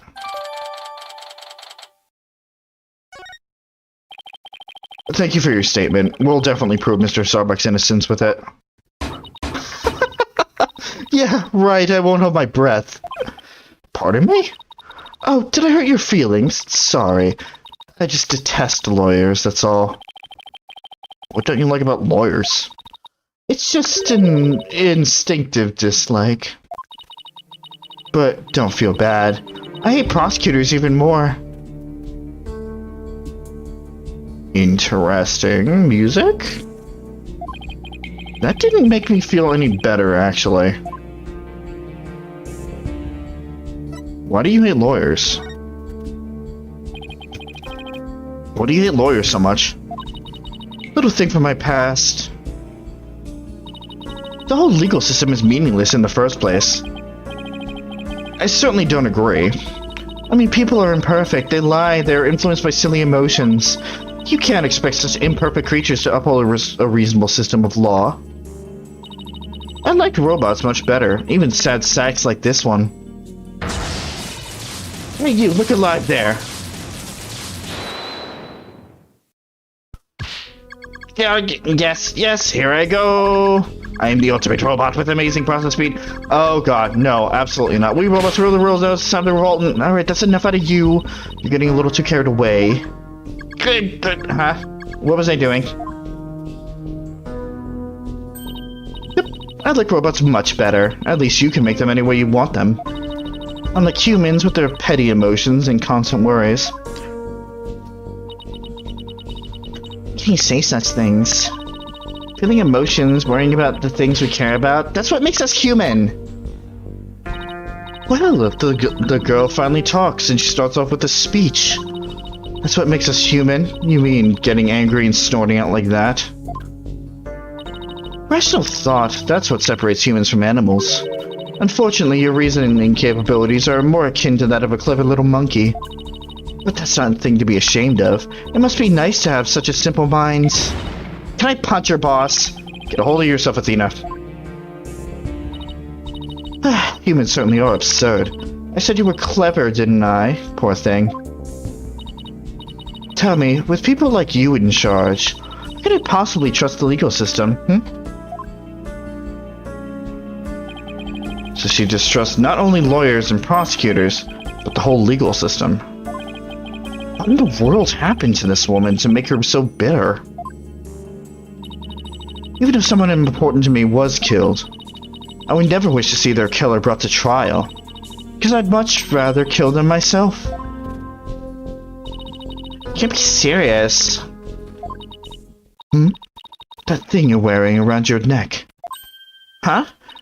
This? Around Athena's neck? Does she mean widget? Oh, I get it. Well. Her Royal Highness has returned at last to her castle. Royal what? She's talking about Athena? By the way, I heard the rumors. Our director is going to be the star witness in court tomorrow, right? Director Cosmos? Yeah, that's right. You poor things, you'd better be careful. That old man is a big liar and a huge braggart. What? He might seem like a bigwig, but the center has all kinds of problems. He has a lot of skeletons in his closet. But it's your problem, so why should I care? That's it? No friendly tips? No good luck, guys? Just splendid. I'll leave you to your woes. Come on, hunk of junk.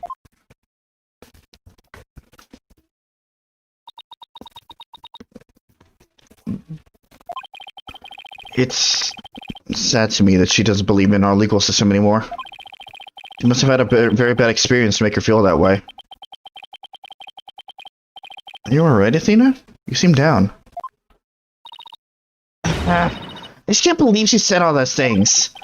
Wow, she's really upset. Has she been trying not to let it show all this time? Well, I guess it's not all that surprising. You hear about fabricated evidence and false indictments on the news all the time. You mean that whole dark edge of the law nonsense? I'm so sick of hearing about that.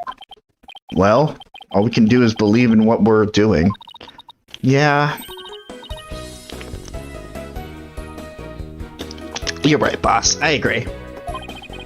Maybe it's time we went back and back to see Mr. Starbuck. Good idea. We should tell him about the bullet in Miss Blackwell's statement. Alright then. Next stop, the detention center.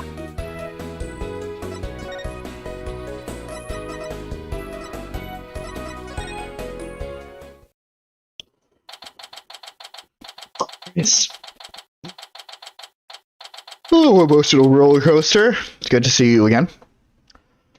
December 19th, detention center visitors room. My lawyers are here. It must be bad news. Hey, not necessarily. We found a new witness. A researcher saw the moment of the murder through the lounge window during her escape. Really? So they were going to let me go? Unfortunately, it was dark and she couldn't identify the person.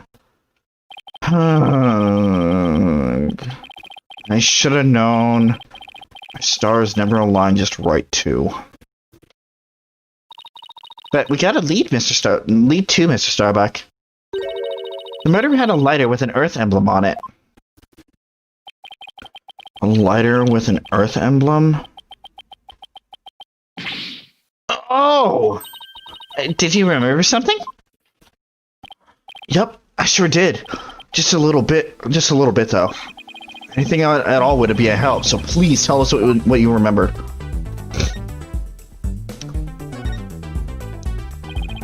I thought I was unconscious the whole time. But now I remember, I woke up for a few brief moments. That's huge. Do you remember seeing anything? A lighter. I saw the flame of a lighter floating in the darkness. Good. What else did you see? What was nearby? It's definitely the boarding lounge, so it must have been after Clay carried me there. In the light from the flame, I saw a dark shadow flickering. A dark shadow. That must have been the third party we've been looking for. Thank you, Mr. Starbuck. You've been more help than you know.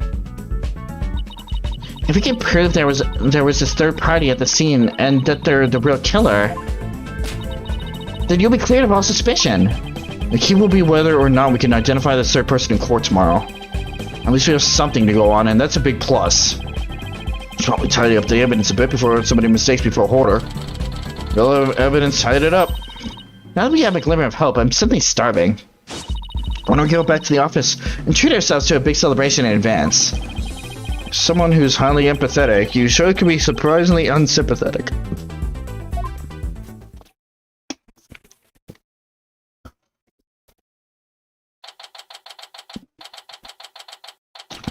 December 19th, Wright Anything Agency. So you found your strategy for tomorrow, huh? Good for you, Daddy. Well, it's one step forward anyway. Hopefully it'll give us a fighting chance in court. As long as we can find out who this third person is. Now let's get something to eat. I'm starving. My vote is for Eldine's noodles. Oh, Apollo! What are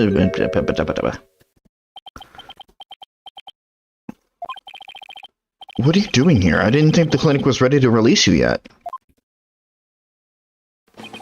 My wounds are fine, and I'm done lying around. Apollo, you're supposed to be in bed. Leave the kids to us. We'll take it from here. Thanks, but that's not an option. Not for me. Apollo.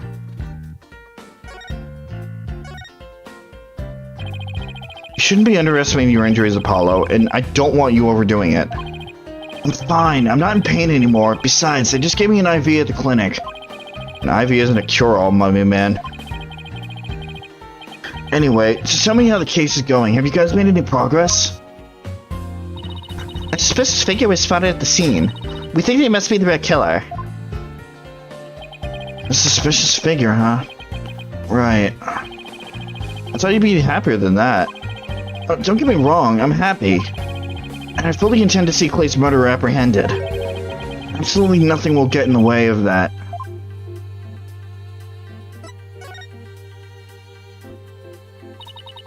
Clay was your best friend, right, Apollo? That's right, best friend since junior high. Sounds like me and Ginny. What was Clay like?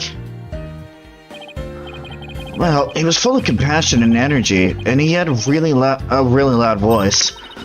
If the two of you did your voice training together now, you'd probably break a few windows. You know, I bet you're right. Seems like only yesterday, Clay was a guy who lived for his dreams. We used to talk about it a lot. He was going to be an astronaut and me a lawyer. We'd talk well into the night, and even then, we never grew tired of it. Apollo, about that jacket.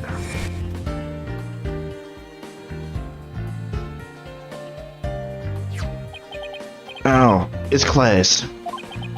I knew it. It's a special jacket that was only issued to the members of the Hat Project. He was finally able to get one of his own once he was selected for the Hat 2 mission. He always looked so proud wearing it. But just when his dream was finally coming true, I still can't believe it.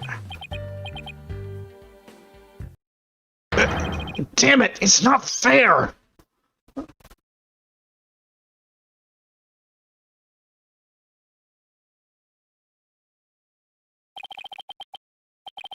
Apollo, I hope you don't try to carry the burden all alone. Guess we're both unlucky. My own debut was a disaster. I guess you're right on some level. Trial a year and a half ago wasn't exactly the smoothest of starts. That was a rough time for me, but Clay refused to let me quit. You're fine, he'd say. Don't give up.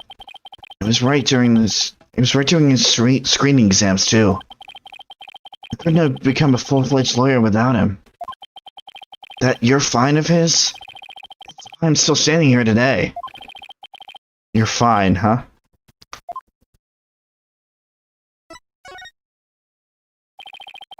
You're fine and I'm fine were like your catchphrases, weren't they? Something like that. Sure brings back memories. When we were in junior high, Clay's mom passed away in an incident. But he wouldn't show his sadness to anyone. One night, I found her crying all alone in the school courtyard.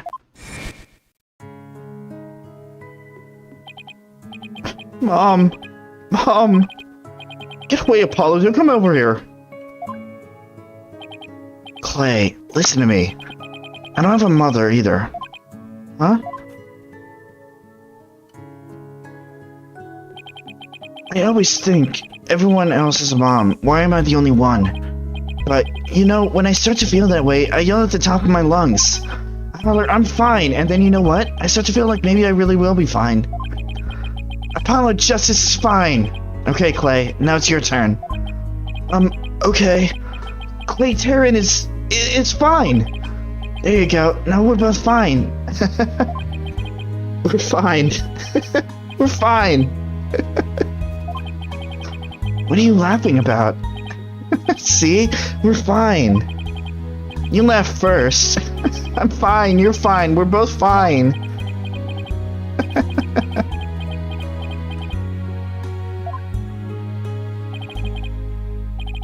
Thanks, Apollo.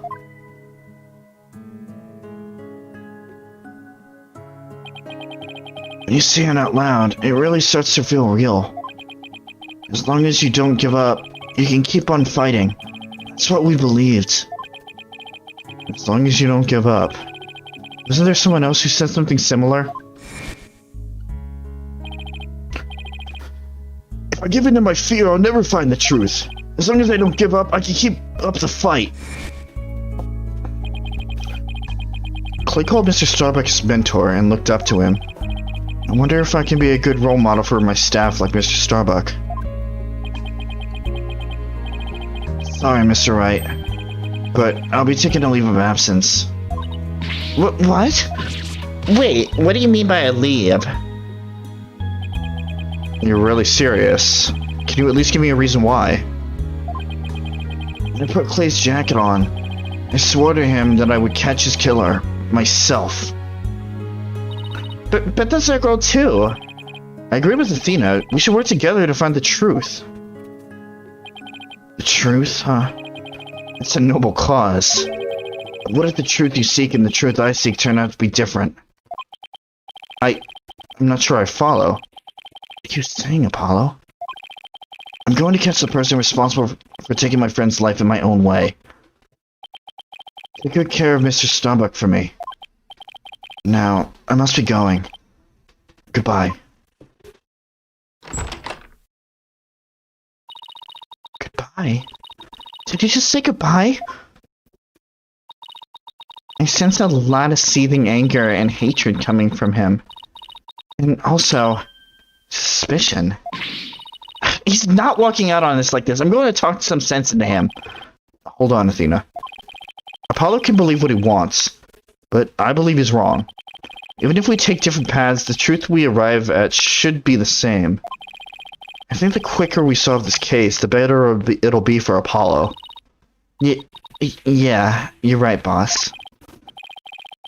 Alright, that's enough for one day. Make sure you're ready for tomorrow's trial, okay?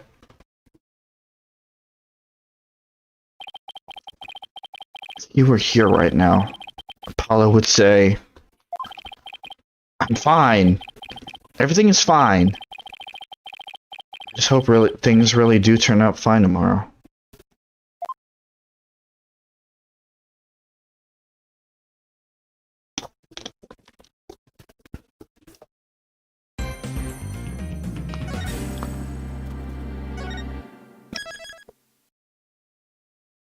And that, ladies and gentlemen, is where we are going to end things for today. We definitely got a lot farther than I anticipated. But that's good. Again, this is a good trial. It's an emotionally charged trial. Case.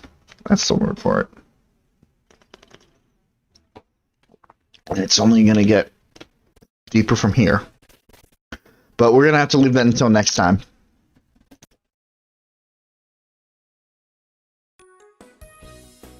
So,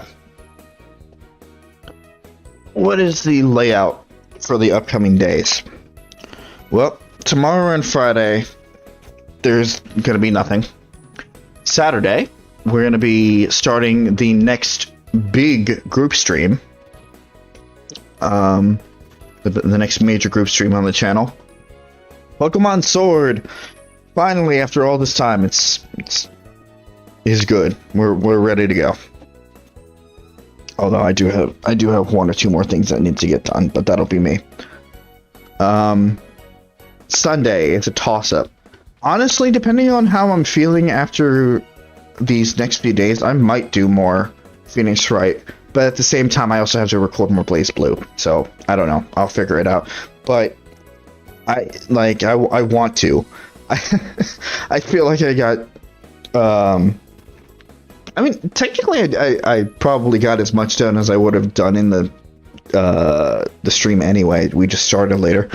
But I want to do more. I really want to do more because this is getting very interesting. So again, Sunday is going to be a coin toss.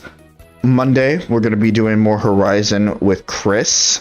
Should be story from basically here on out. There's probably going to be one or two things that's going to take us off track, but it's probably just going to be story. And hopefully, Chris will be nice and wide awake for it this time. Next Tuesday, we'll be doing more Pillars with PJ. We will be starting Act 3. Okay, so it's going to be kind of a dual thing. We'll be stepping our foot into Act 3, and then we'll be turning right around and going to the DLC. Which is kind of a shame, because major plot point just happened, but at the same time, we got to do it eventually, so we're gonna do it starting next stream, and then the cycle repeats all over again. Is there anything else? Well, I have Blaze Blue set for what's today? Wednesday, so there was one today. Got one for Friday, got one for Monday. I need to record more. I will not get a free opportunity until at least Sunday. So hopefully things will stay on track, but obviously once I know more, you will as well. And that is about it in terms of major announcements. Chris is doing stuff. Whether it's some Utopia highlights, or bonus footage for Rhythm Heaven, or more Earthbound with Pooja, or some other random stuff that comes to mind. His channel is somewhat active, so definitely go check it out. PJ is on hiatus and will continue to be for the time being. Not dead, just on hiatus. And Suzie is she is planning on uploading regularly again, from what she told me last night. Even if she doesn't have a recent project, she has videos as a backlog to upload, so you'll definitely see a lot more stuff on Roman Rose, which is her art channel. Just look in the description for the correct channel. Definitely go check her art out. It's freaking fantastic. And maybe go suggest a commission too. Throw some money her way. So that's Rowan Rose, and then Suzie Gwatney, her gaming channel, a little less active. When I say a little less, I mean a lot less for the time being. But you got some highlight reels and stuff up there for you to watch as well. Well, I don't know about you guys, but I think I'm ready to head out. Thank you guys for watching. It's really appreciated, whether you are watching here while we're doing this, me, whatever, while it is being done live here in the chat, or watching back in the future, or both. You know who you are. Though I'm not quite sure how accurate that'll be for Phoenix Wright. It's really appreciated. I thank you for taking time out of your days, or incorporating it, or whatever the case is, to come and watch this stuff. It's fun for the most part. I mean, there are some highs, there are some lows, mostly on my part. But hey, if you find it enjoyable in some way or another, then that makes it even more worth it. And we got plenty of projects planned, so we're not going anywhere anytime soon, so keep checking back, keep joining us. We'll be happy to see you.